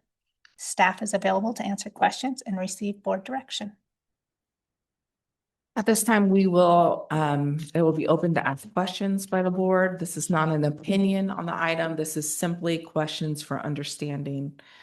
My hope was, as the first question, can you give us a little background of the history of the LCSO contract and how they have recommended additional headcount in the past? Just maybe a summary, because we've denied it at every single step for multiple years. And I think some of those details are in here, but if you can give a little background on previous requests by LCSO. So I will be completing, I'm finishing up my 5th year. Every budget year, they have requested additional personnel. And once we went through budget and figured out, what the priorities were for the board and what the town could actually afford, the answer every year has been no. We do not have the funding to be able to support an additional officer. And to bring on an additional officer is not cheap, because you're bringing them on, you have to pay for their vehicle and all the different pieces. So there's also been discussion about a request for an additional school resource officer. There's been a request for an additional corporal, additional deputy, and each time we just couldn't make the numbers work. So I know I can speak to when I've been here on the past 5 years that's been the discussion. Thank you. Trustee Moyer, do you have any questions? Moyer, I do not have any questions. Thank you. Sure. Trustee Moore. No questions at this time. Blackstone? I would just ask, how did you come to that 50 cents per $100 number? If you can just give a little background on that. Looking at the contract that it stands today, that in the 2026 budget, also looking at the region, we wanted to still be within, the regional cost as mentioned. So still below other communities. We know that this doesn't fully support the entire contract. This isn't necessarily going to support new officers or additional quests at this time. This is 40% of the LCSO contract. So it's a starting place, but helps give a little bit more stability for that, for the general fund and for public safety, which again is a core municipal service. So of course, it could be higher, but we have to balance all those things. The town continues to look very closely at the town's budget and, look at recommendations across the board. So it needed to be a very responsible ask. I appreciate that. Thank you. Trustee Cannon. Yeah, the question I had was, this is both for sales and for use taxes, correct? So the use tax portion of that 0.5% increase, only that 0.5% increase of that use tax would go to for public safety. Is that correct? Correct. Yeah. Okay, thank you. Trustee Barrett. No questions. Mayor Pro Tem. I just have one clarifying question, maybe not necessarily for me because I already understand it, but if maybe for folks that might be listening or any audience members, that sort of thing. As far as the proposed ballot language goes, obviously it says Town of Wellington Town of Wellington taxes be increased by $905,000 annually, and then it goes on to say to fund law enforcement and related public safety services, and to the extent revenues exceed amounts budgeted for such purposes and other lawful municipal operating purposes. I just wanted to get some clarity on this is done for a very specific legal reason, which is that if revenues generated were to exceed $905,000, right? So maybe they're $1.3 million. Maybe we come in high on sales tax one year, whatever that happens to be. The point would be to offset still the LCSO 2.27 million with that increased amount. I just want to be clear for residents that it would not go to other things or Correct. maybe that's more of a question for Carl type of thing. I'm just. No, you are correct in that, because this is what we're estimating for that first year, 905. Assuming that as we grow and we bring on more economic development and more businesses come in, that amount will increase. So whatever that amount, that 0.5 or half cent dedicated revenue source is, that will always be for public safety. Perfect. I hope I didn't make that more confusing than it needed to be, but thank you. Appreciate the answer. You're welcome. For the language of the actual ballot measure, does it have to be the 905,000, or could it start with the 0.5%? Does it have to be in that order of It how has it's to be in that order. That's Taxpayer Bill of Rights. Great. In the Constitution lines it out exactly how we need to phrase it. Good to know. All right, let's move to public comment. Is there any public comment on this item? Please come forward. Make sure you sign in. You don't have to do that first, but at some point sign in and let us know who you are. Again, I'm Carla Biddle. Thank you. I'm going to read off here, put some notes here. As current board members who took office in April, we, the residents, are still waiting to see a plan or some real progress in reducing the debt, balancing the budget, the town looking internally to cut their costs. We've not seen that change. What we have seen are higher water rates implemented from the previous board, an 18% sewer rate increase earlier this year, and the rumblings of another water rate hike forthcoming in April of 27. Now you're proposing another half-cent sales tax. Previous board members who are, again, holding a seat decided to add another financial burden without voter approval, the installation of flock cameras, which was slated a trial. However, at last glance, it's now costing the taxpayer over $17,000 in the 26 budget. Due to the expiration of the Homeland Security grant, this cost is expected to increase each year. We haven't seen the previous board nor the current board bring to the table the results of the flock trial. It now has the appearance of financial permanency within the Town of Wellington budget. Make no mistake, myself and the community strongly support the LCSO in our community in the outlying areas. Currently, families are severely and continually adjusting their budgets, cutting out frivolous spending, known luxuries, and in some cases, doing without basic necessities due to prioritizing their financial obligations, to pay for increased mortgages due to massive insurance increases, rents that have basically doubled in the past few years, increased water bills, fuel insurance and maintenance costs for the vehicles, the cost of food to put on the table, clothes for ever-growing children, medical premiums, prescription copays, and that's just naming a few. For us, this is challenging, but it's what being financially responsible looks like. You, the board members, were heard many times over during the election state how you care for people and the outcome of this town that we all call home. The residents in Wellington, and rightfully so, expect the town to operate with a mindset and to role model financial responsibility for the people in this town within its means without another taxation. With current revenues lower because growth has slowed, local businesses are greatly concerned. They're concerned about the additional impact currently ongoing to their businesses due to the Main Street construction. High rents currently in place for these businesses greatly impact and prevent our commercial growth that would increase revenue, adding in a reduction in building permits. What we are seeing transpiring, some would say we could be heading for another recession. The town's first priority should be how they are spending within the town's financial means. How and where the town can reduce their spending, taking steps to stop adding to the financial burden of this town by taking on a new contract or contracts and expenditures before asking residents to foot this next bill that hit deeper into already struggling family finances. I appreciate your comments so much. Their time has expired, but they're very well put together. Thank you so much. We have a 3-minute restriction on. Can I have a short little verbiage?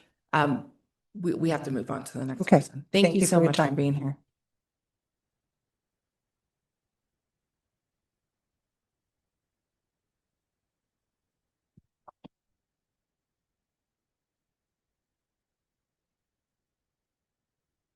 I have something that I need to submit to the clerk.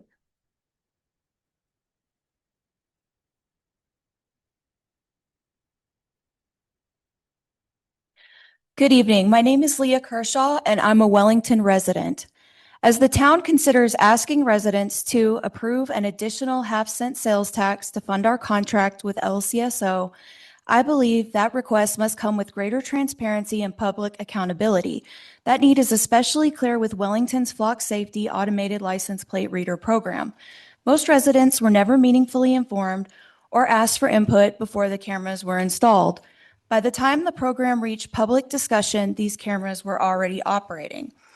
Even if those involved believed they were making a responsible public safety decision, and I do think they were, the public should have been meaningfully included. Introducing and expanding surveillance technology without noticed public discussion makes residents feel like something was done behind their backs. That damages trust, and asking residents for more law enforcement funding will not restore that trust. I am asking for 2 things. First, provide a public accounting of Wellington's Flock program through the LCSO, including its cost, if any, demonstrated results, oversight, and how it serves this community.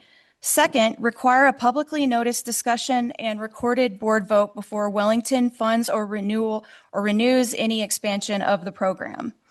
Finally, I need to address how Mayor Pro Tem Brian Mason responded to my participation in this issue.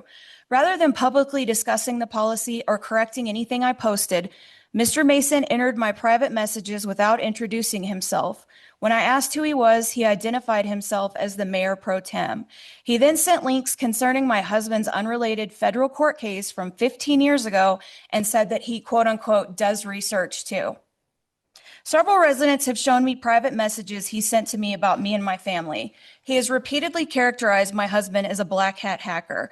That is false, and I consider its repeated use to discredit my policy arguments defamatory. Are these items related to this action? Yes, it is. Yes, it is. My research concerned government policy and public records. His research concerned my personal life and my family. What legitimate public purpose did that serve, and was he acting in an official capacity as Mayor Pro Tem when he invoked that title? Elected officials have Please freedom of reserve speech. the rest of Residents your do too. topics But to government those officials related may to not action retaliate against residents for exercising protected political speech. Ma'am, Courts ask whether an official's response would chill a Ma'am. person of ordinary firmness from continuing to speak. Investigating residents' families and privately confronting critics sends exactly that message. Speak critically and your personal life may become the response. your time has expired. Thank you for being here. Thank you. Just so everybody knows, this room, if you look at examples of this board and the way we treat each other, we do so with high levels of respect. And that includes following our bylaws, which we actually approved today, which includes a certain level of professionalism, decorum. So we will hold ourselves to that standard, and we do expect those who are participating in our meetings to do the same thing. All right. My first comments. Yes.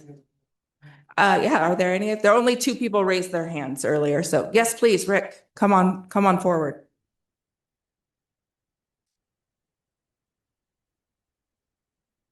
Rick Freeman. I am a 22-year resident of Wellington. And I just have a question. I'm a simple guy of clarification.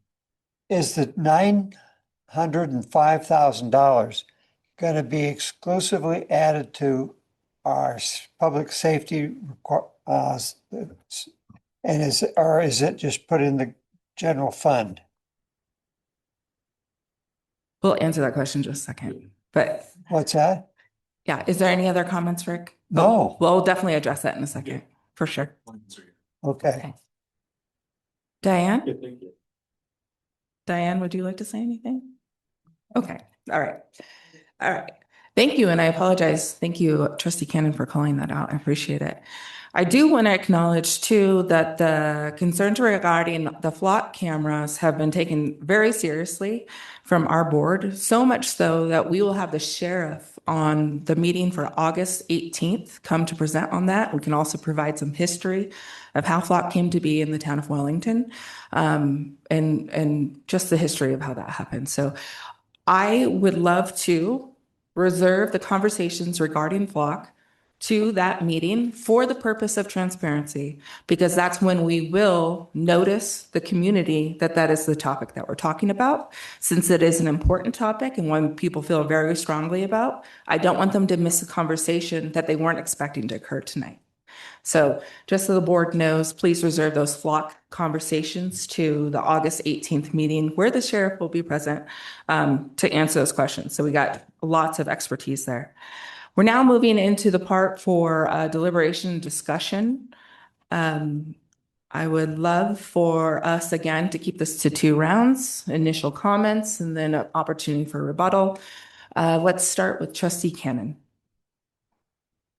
Thank you, Madam Mayor. And thank you, Carla, for your comments tonight. I appreciate that tremendously. I too support law enforcement. I understand that managing a town of this size can be daunting. I also know that with the new school, that the one school resource officer just isn't enough, isn't sufficient, and that could be spread pretty thin, and public safety is the #1 priority of municipal governments. I'm against this resolution to put a sales tax increase to the voters for several reasons. First, I want to point out that this resolution to put a sales tax increase on the ballot at the last moment is highly suspect. As stated in the packet, the deadline for notifying Larimer County in writing is today. But this is the first time the board has brought this to a public meeting, not to mention placing it at the end of a very long meeting agenda. I also call this suspect because I know that several trustees have been discussing this behind closed doors for weeks. Second, it's true that funds were budgeted for a consolidated election in November, but the purpose of those funds was for a home rule question, not a sales tax increase. A survey conducted earlier this year showed that residents would not support home rule because of an overall lack of trust in Wellington's government. We will only further erode that trust by pushing through a sales tax question in such a suspicious manner. To earn trust, we should not expend those funds for an election that was never considered, and instead roll the funds into general fund reserves where they are truly needed.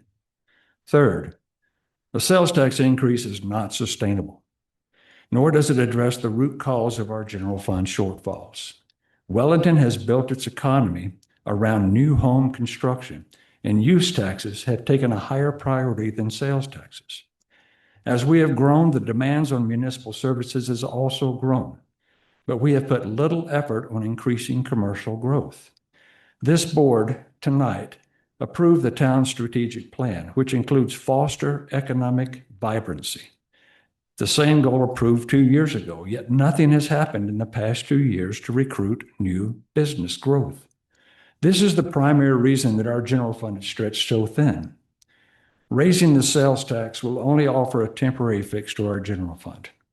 Commercial development creates higher revenues through commercial property taxes and new sales tax generations, not increased sales tax rates. Instead of raising taxes, we should simply tighten our belt, budget within our means, and urgently prioritize commercial growth. Third, sales taxes are considered a regressive tax because they take a larger percentage of income from low-income households. This board has had many discussions in the past several years about water affordability and housing affordability.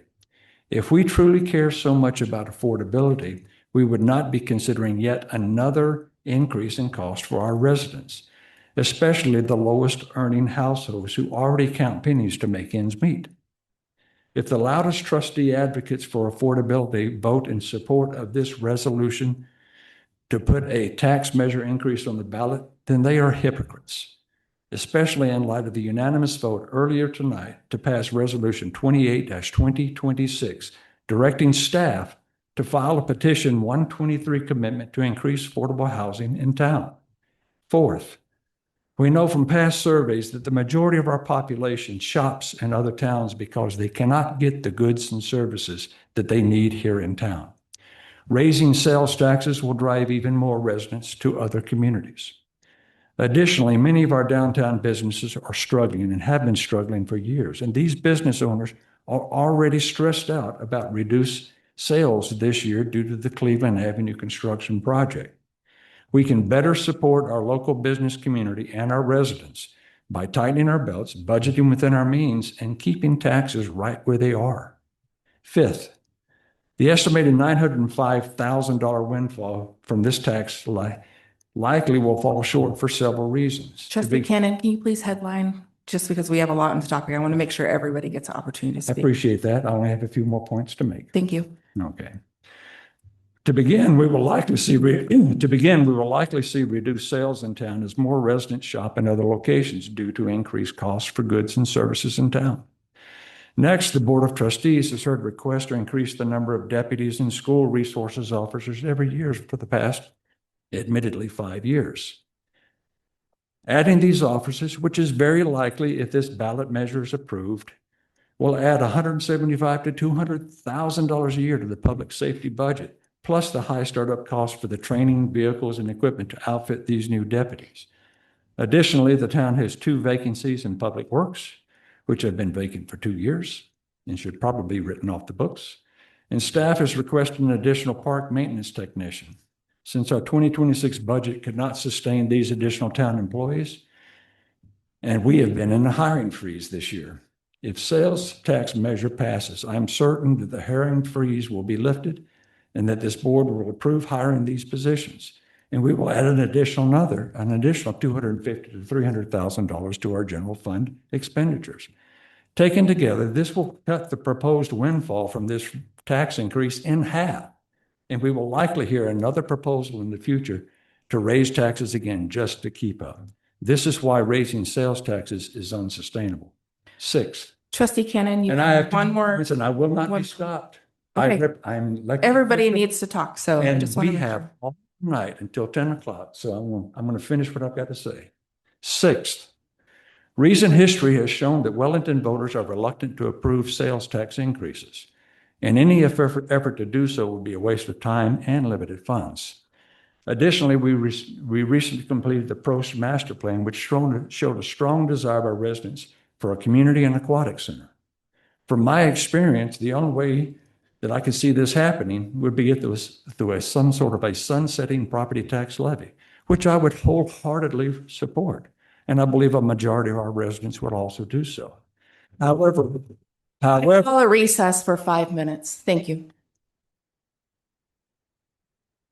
All right, we are back in session here. I do remind everyone that my role as a mayor is to lead these meetings and make sure it's done in an orderly fashion. Failure to follow those instructions is considered disorderly, and that included in our bylaws is specifically mentioned. So I do want to make sure we do maintain order, and that will be done by my instruction. Everybody will have an opportunity to talk. And we will limit it, though, to make sure if you're concise and provide your details. Everybody needs to be able to participate. Next up, just so everybody knows, we are discussing E7, Resolution 30, 2026, as a reminder. Trustee Moyer, do you have any? Yes, sir. I still have the floor. We are moving on to the next person. No. You've exceeded plenty of time. This is the third time will you have- have tried to restrict conversations and deliberations by this board on important issues. This is the most significant issue. You will have the opportunity for rebuttal, which will limit to 1 minute following everybody's conversations. Everybody should get to talk. All right? I'm going to That's talk. fair. And I gave you a plenty nice warning to just wrap it up. So here we go. And I've got 2 remaining points. Okay, you will I'd have like an to- opportunity for rebuttal in just a moment. Let's let everybody talk, okay? Trustee Moyer, do you have any comments? Yeah, I'm in favor of coordinated elections. The tax in reference to what it provides is nominal. I don't see supporting housing affordability and supporting this ballot measure as contradictory. Affordable housing is as important and a community priority as is public safety. Wellington has nearly doubled since 2010. And town sales tax has remained the same. This measure would help maintain law enforcement services and free up other funding to grow our community, including emergency response, traffic enforcement, and school safety. Thank you for bringing that up, Trustee Cannon, because as Safe Routes to School Wellington, that was a huge concern of ours. With only one resource officer and a railroad track in between our schools. So if we can increase funding to make sure that our town is safe, as well as affordable, which neither one is less or more important, as Wellington community grows. We ultimately, by approving this, give the voters the right to choose. And I see nothing wrong with that. This is not about us. This is about them and what they see as a priority. And I think they deserve, especially within budget and having the funds approved for any special election or coordinated election, whether it be for home rule or for this purpose, we owe it to them, our community, and the people we represent to have their voice heard. And so for that purpose, I support. Thank you, Trustee Moyer. Moving on, Trustee Moore. Thank you. And thank you for the presentation. And thank you for our residents who have come forth to speak their opinions regarding this matter. It seems it's a very important one. I want to understand some things further. What I don't understand, and the way that I've framed it in my mind, is in a very basic way. Why can't we walk and chew gum at the same time? Why does it have to be one or the other? Like, why can't both exist in the same room?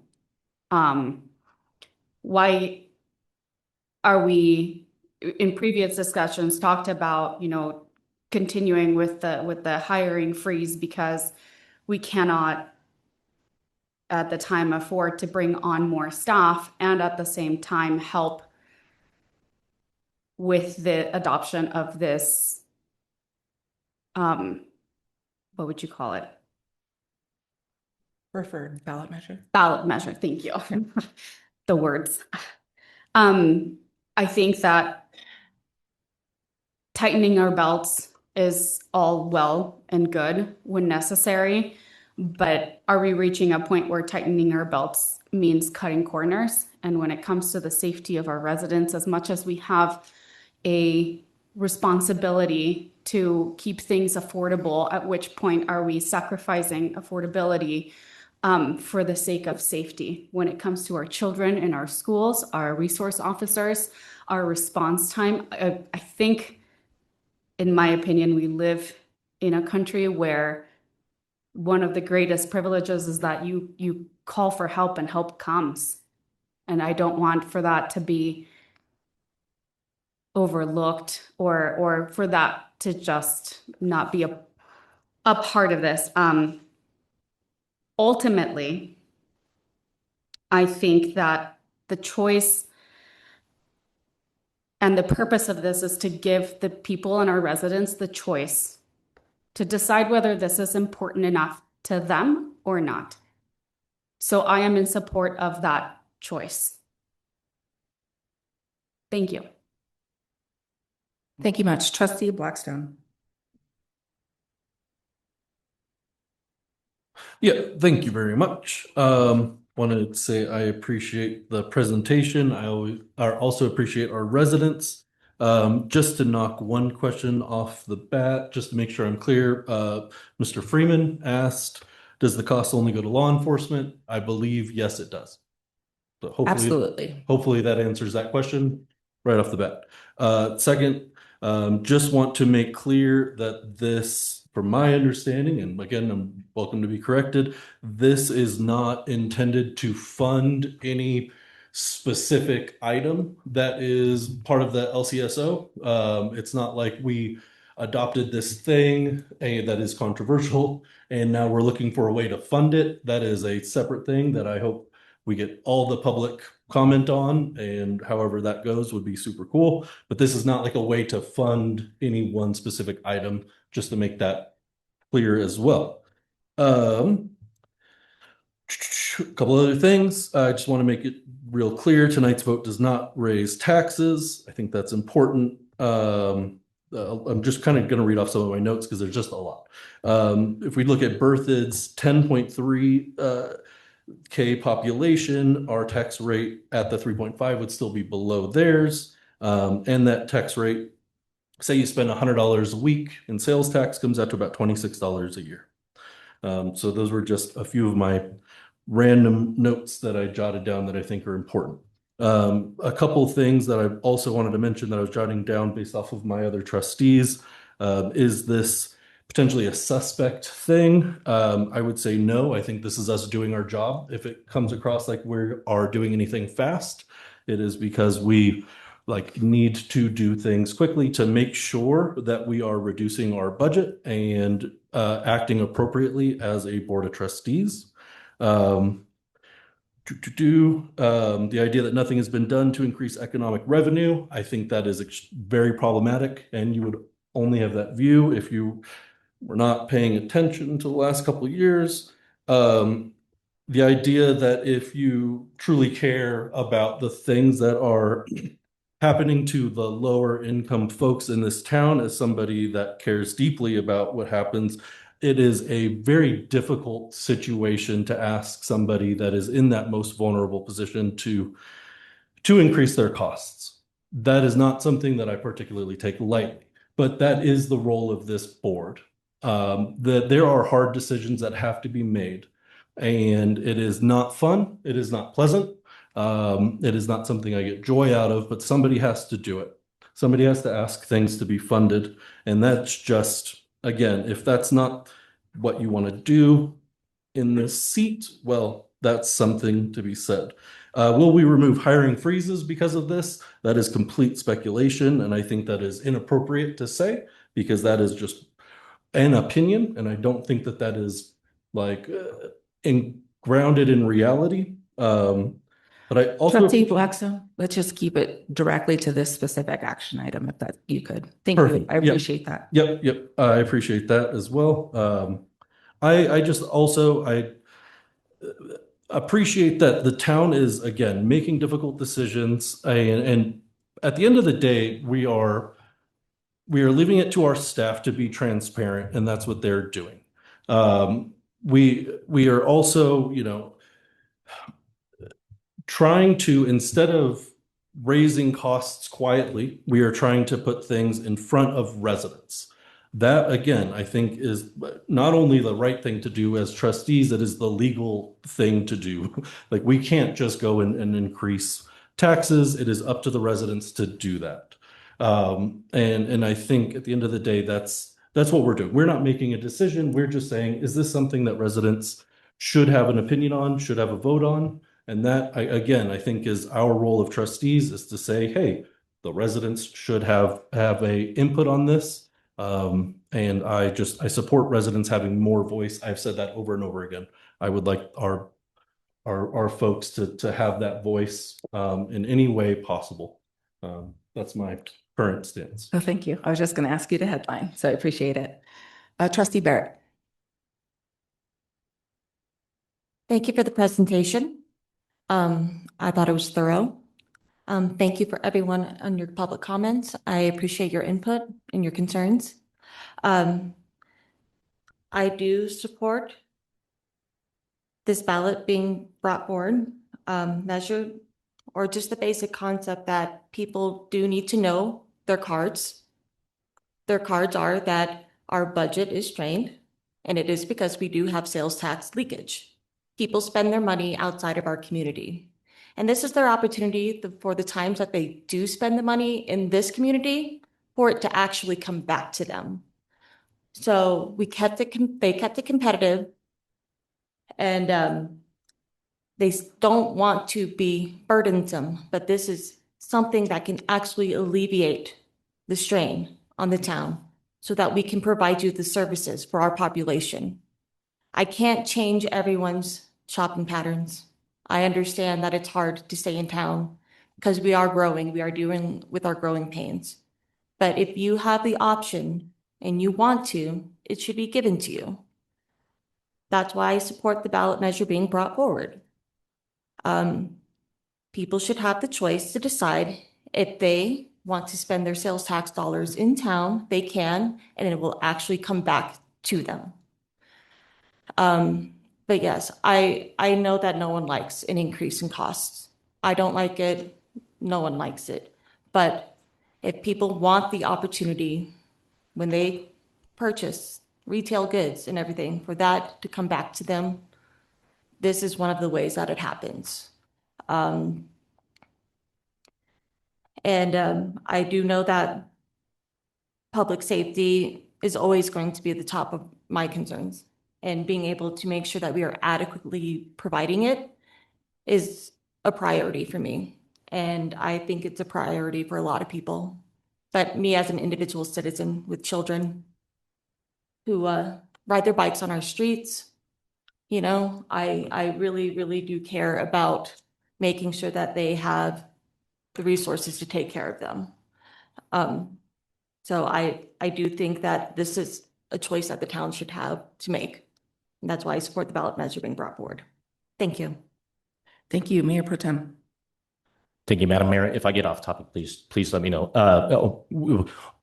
Just real quick statement here. While I certainly do understand that we have a deadline to submit ballot language, but I am a little bit concerned about the order of operations here, as we haven't had the opportunity to discuss flock and that sort of thing as a community. But obviously, we're going to be getting to that down the road.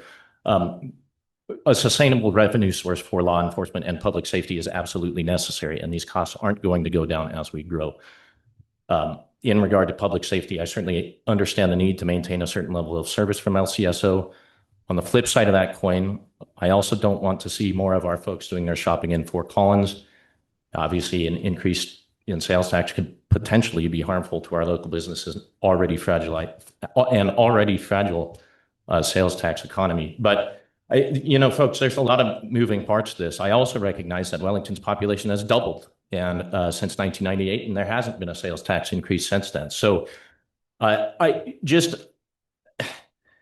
think it's important to note, and as a completely separate point, I think that the board and the prior board have been very committed to maintaining a conservative budget. We have not added any new FTEs in the last 3 years since the 2024 budget cycle. And I think the town we're still very much committed to maintaining that current hiring freeze through the current budget cycle. So all that being said, and maybe perhaps for the board's consideration, I think it would be beneficial for some of the new board members to at least get one budget adoption cycle under their belts before maybe we put this on the ballot. And so I think it's important that residents understand that we take the budget extremely seriously. It is, in fact, the most important thing that we do.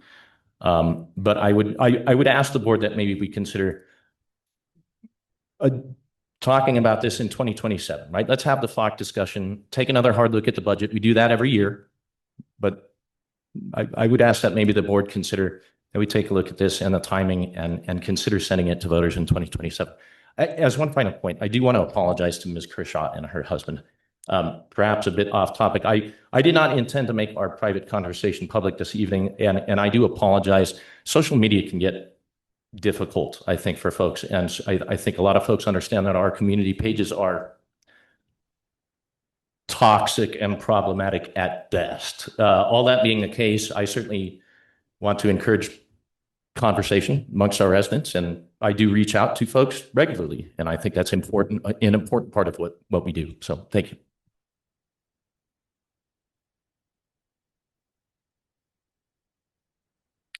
All right, regarding some of the language I used this evening, I do want to explain. The term headlining is a word that, as a board, we agreed to as proper language to help each other understand when we are going on and to make sure we can wrap it up. It's not an ask to stop talking or anything like that. It's just a polite way to ask that we've all agreed to as common language to wrap up what you're talking about. So I do want everyone to know that. I've used that several times this evening. We've also agreed to hold ourselves to a higher standard and make sure that we can work in a safe environment. And that does not include yelling at each other or calling each other names, and that will not be tolerated. This is as a reminder. So if that does continue to occur, you will be asked to leave the meeting. All right, with that said, Rick, absolutely all the money goes only to public safety. That is the only way that tax can be used. To reiterate that, I wanted to make sure we're very specific in answering that question. The first priority of anybody who's serving in a municipal position like us is for public safety. We want to keep people safe. We want to improve their quality of life, those kind of things. By no means does this board and any authority by the state of Colorado have the authority to bring a tax to the community. We can't tax you just by our decision alone. All we can do is ask you the question of whether or not you would want to. And in the most democratic possible way, it would go to a vote where everyone has the opportunity to weigh in on whether or not that's something that they supported. So by no means is this board capable of creating a tax. What we're doing right here is a referral to a ballot that is going to be asking the question. That's it. And I see nothing wrong with that because very well, the town of Wellington can say no. That would be absolutely fine and within the right. So that is a possibility of what might occur if we were to approve this if we were to refer this to the ballot. So, but what we would be doing is getting the community feedback on the direction that they would want to go. Regarding this not coming up before, I do want to revisit a very specific study that we did to explore revenue options. Within that revenue options document, it talks about property tax, sales and use tax, purpose-based geographical approaches, including DDAs, which many of us have talked about a lot in the past, and home rule, lodging taxes associated with that. We have a full report of opportunities to gain more revenue in the town of Wellington. And we've asked for that as a formal report. We had that in April of 2025, where we started discussing potential revenue streams. We have also determined that we have a dire need for more revenue in the town of Wellington, and this is us seeking opportunities for that and seeing what the community wants to do and how we can accomplish that. And there have been many efforts to reduce costs, including the hiring freeze. So I do want to mention that. So those are my specific items on this topic. We will now go into a round of rebuttals that will be limited, just so everybody knows up front. I will cut you off at 1 minute, not for any personal opinions, just so we can continue to move through and make sure everybody's opinions are heard. Of 1 minute. We'll start with Trustee Cannon.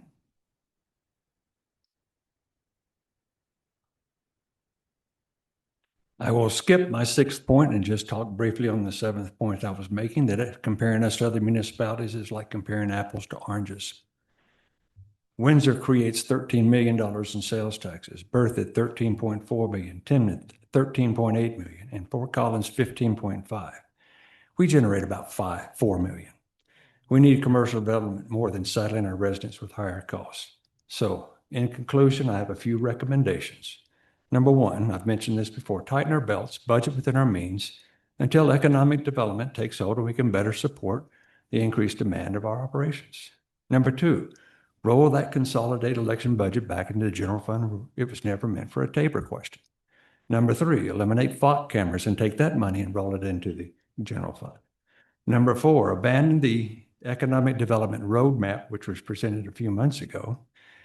Instead, turn our new business developer staff person loose and let her start generating commercial interest right now. That is 1 minute. I would We're even going to move support on diverting to those Trustee funds that we Moyer. roll back in so that we can have a new market study so we can hit the. Finally, never again rush a Tabor question without adequate public input and board deliberation. I move to table this matter to the August 25th meeting to allow sufficient board deliberation and public input. There is a motion before this board. Is there a second? The motion is dead. Can we move on to Trustee Moyer, please? Hi, yeah, I believe truly, especially as one of the founding members of Safe Routes to School, that safety is a core responsibility for our town and the people deserve it. And so putting the decision within their means to decide whether or not this tax should support that or not is not something that we should look upon lightly, and none of us do.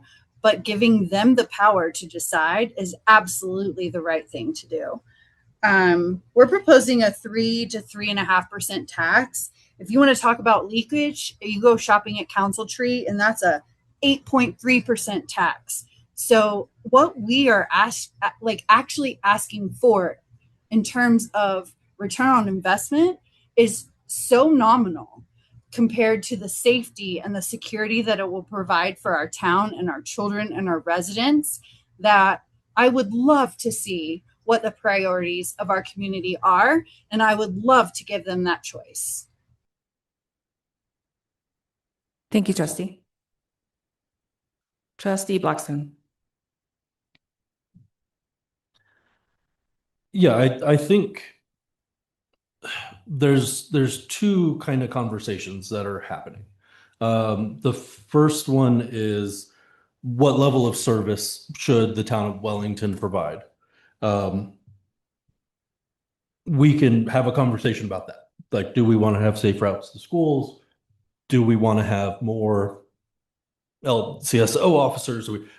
That's a conversation. We can have that discussion. The second question is, how are we going to pay for it?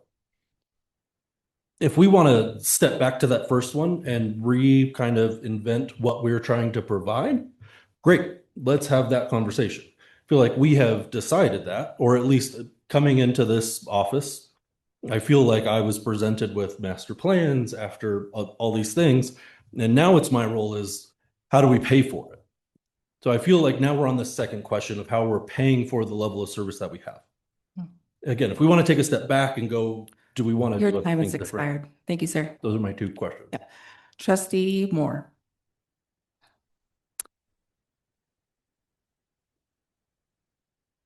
I think there's a further discussion that needs to happen in regards to flock. I want to validate the discussions that I've heard in regards to that expenditure and that ticket item that I definitely think personally needs to have more insight, some more information. I think that if the residents and our community is asking for it, they need to have answers. I do stand by my position and my thoughts behind this ballot. I think that the residents have, again, the choice to decide whether this is an important item to vote on. So beyond that, I stand by what I said. I still support. Thank you. Thanks. Trustee Barrett. Right. On the subject of the block cameras, that line item would not resolve our shortfall. It is still worth addressing and stuff, but that has basically no influence on this subject matter. It is, or it should be the town's choice to decide. We have been very conservative with our budget. We have tightened our belts. We can continue to do that if the town so chooses. We can. Or we can choose to make sure that we are guaranteed good funds for our safety. And that is a choice that the town should be able to make. Let them vote. Mayor Pro Tem. Thank you, Madam Mayor. I fully agree with as far as the flock comments. I mean, certainly we are absolutely going to discuss that. There's no question about that. I would still ask that the board consider pushing this till 2027. I do think the timing's probably maybe a little too quick, and I think we need to have some of these other discussions before we get there. So we're not putting the cart before the horse type thing. But I will say this is absolutely essential, and at some point we are going to have a sales tax increase for LCSO specifically. The $2.27 million is absolutely unsustainable going the route that we're going. And if they come back and ask us for $2.5 million this year, it's going to be a problem. So that's all I've got.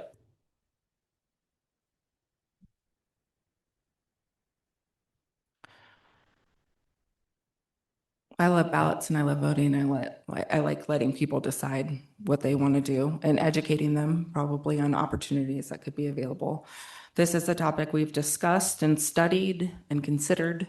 And I think the opportunity is before us right now. I will entertain a motion.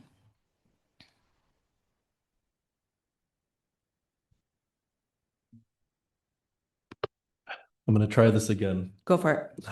I believe in you. Can I have a motion for Resolution 30-2026, a resolution of the Board of Trustees of the Town of Wellington, Colorado, supporting the referral of a public safety sales and use tax question to the November 3rd, 2026 general election and participating in a coordinated election with Larimer County?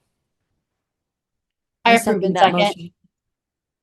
We're going to go with Barrett. I think you have a delay, Trustee Moyer. Sorry. Oh, that's my downfall tonight. I apologize. That's all good. I'm glad you can participate. Roll call, please. Trustee Blackstone, Yes. Trustee Moyer, Yes. Trustee Barrett, Yes. Trustee Cannon, No. Trustee Moore, Yes. Mayor Pro Tem Mason, No. Mayor Daley, Yes. Madam Mayor, that motion passes. Thank you. Okay, we are now headed on to reports. Mr. Town Attorney. Madam Mayor, I do have an item to report this evening. Carl Kumley, Town Attorney. Earlier today, the town was served with a summons and complaint in 2026 S219, a claim by Ms. Christine Gator seeking $5,340 on a claim of inverse condemnation. We've reviewed the matter. There are not any surprises in her claim.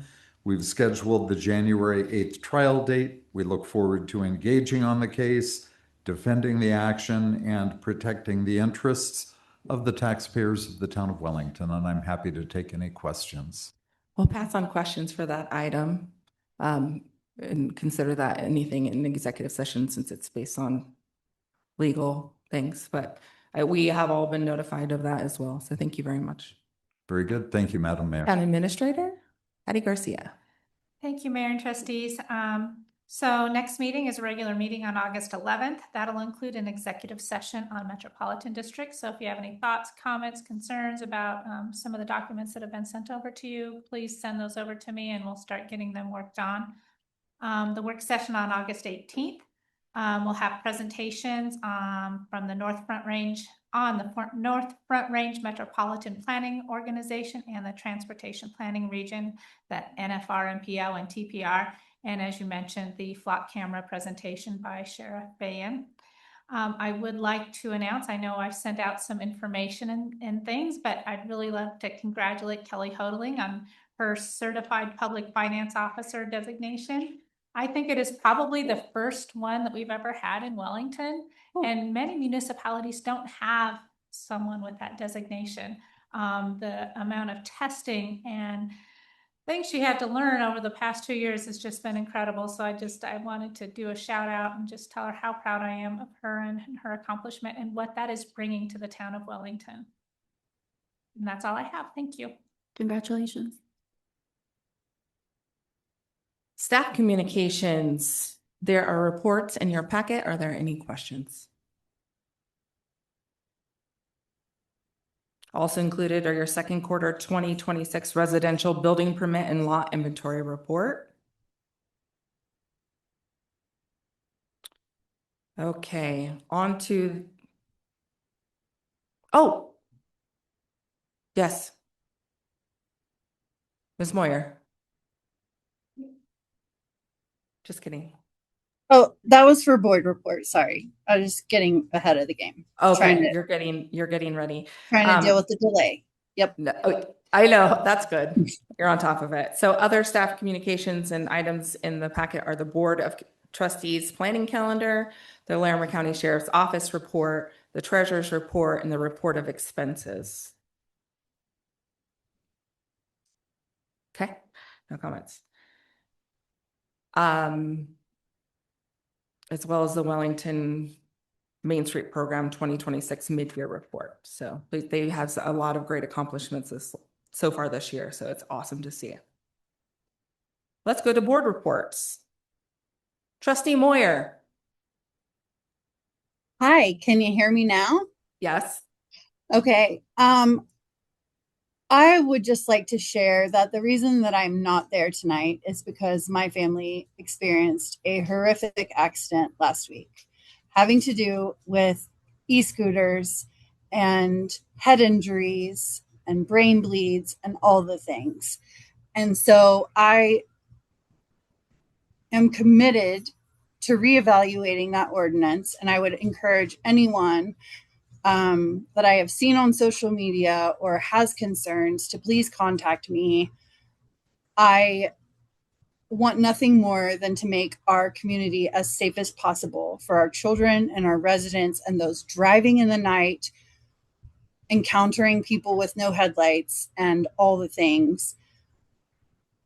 I'm committed to this, I promise you, and I will do everything I can to make sure that our community is as safe as humanly possible. Thank you. Sending healing thoughts. I'm so sorry for this. Thank you. Trustee Blackstone. No reports from me this time. Trustee Moore. The Main Street Market is still in full force.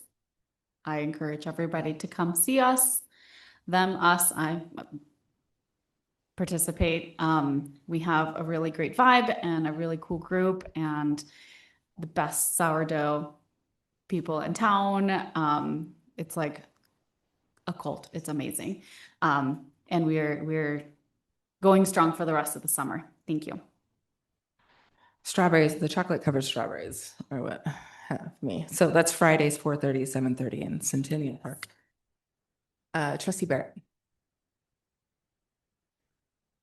Hello, I encourage anyone who's interested to sign up for the Star Foundation's 5K in September. It is going to be a wonderful event. It is something I participate in every year. It's a great, healthy bonding experience, and it's for a great cause. Everything the Start Foundation does is wonderful. We also have the gala coming up, the night in Hollywood. Please sign up for that too if you would like to. It's a wonderful date night, and it is also a great fundraising opportunity. Recently with the Parks or Post Board, Parks, Recreation, Spaces, Open Trails. I said that way backwards. We did, do a couple tours of our parks and stuff, and, went over all the things, ambitions we have. And I mean, the work that they're doing, the Parks and Recreation Department, when it comes to reusing items and making sure we have longevity and we are very conservative with all of our resources, is tremendous work. And I do want to emphasize that they are working with very little, and they have, for many years, have put themselves on the back burner when it comes to having, an updated facility for their office and for their storage. It is not enviable. And so I think it is extremely, extremely gracious of them to serve our community so vibrantly with such little. Trustee Cannon. Thank you. Appreciate the comments, Trustee Moyer. I too would be willing to revisit the e-bike ordinance that was recently passed. At a recent meeting, Trustee Blackstone asked our police sergeant how things were looking, and his response was, this looked like it's calmed down a bit. And that very evening, as I was driving home, 2 kids in e-bikes ran a stop sign right in front of me. One of them popped a wheelie when he saw me. The other one just sped up. But I will be out of town on vacation from July 30th through August the 12th. I'm going to miss the August 11th meeting. And I'm also going to be missing the August 5th I-25 Coalition meeting. So if we could find a replacement for me, that would be great. That's all I have. Thank you.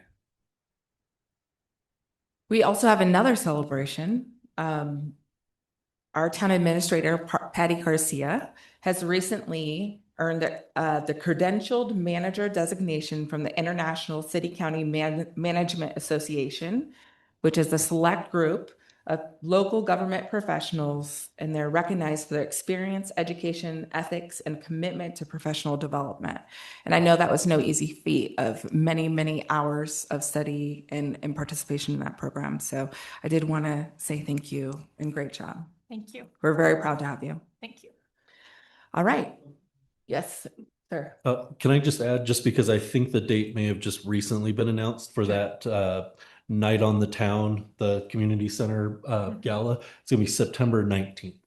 So just wanted to add that. There's plenty of time for folks to plan that date night. Yeah, So- that's for the food pantry. Yes. The Wellington Community Center. Also, you can get a brick. You want your name on a brick. Oh, no. Good luck to you. Well, that's perfect.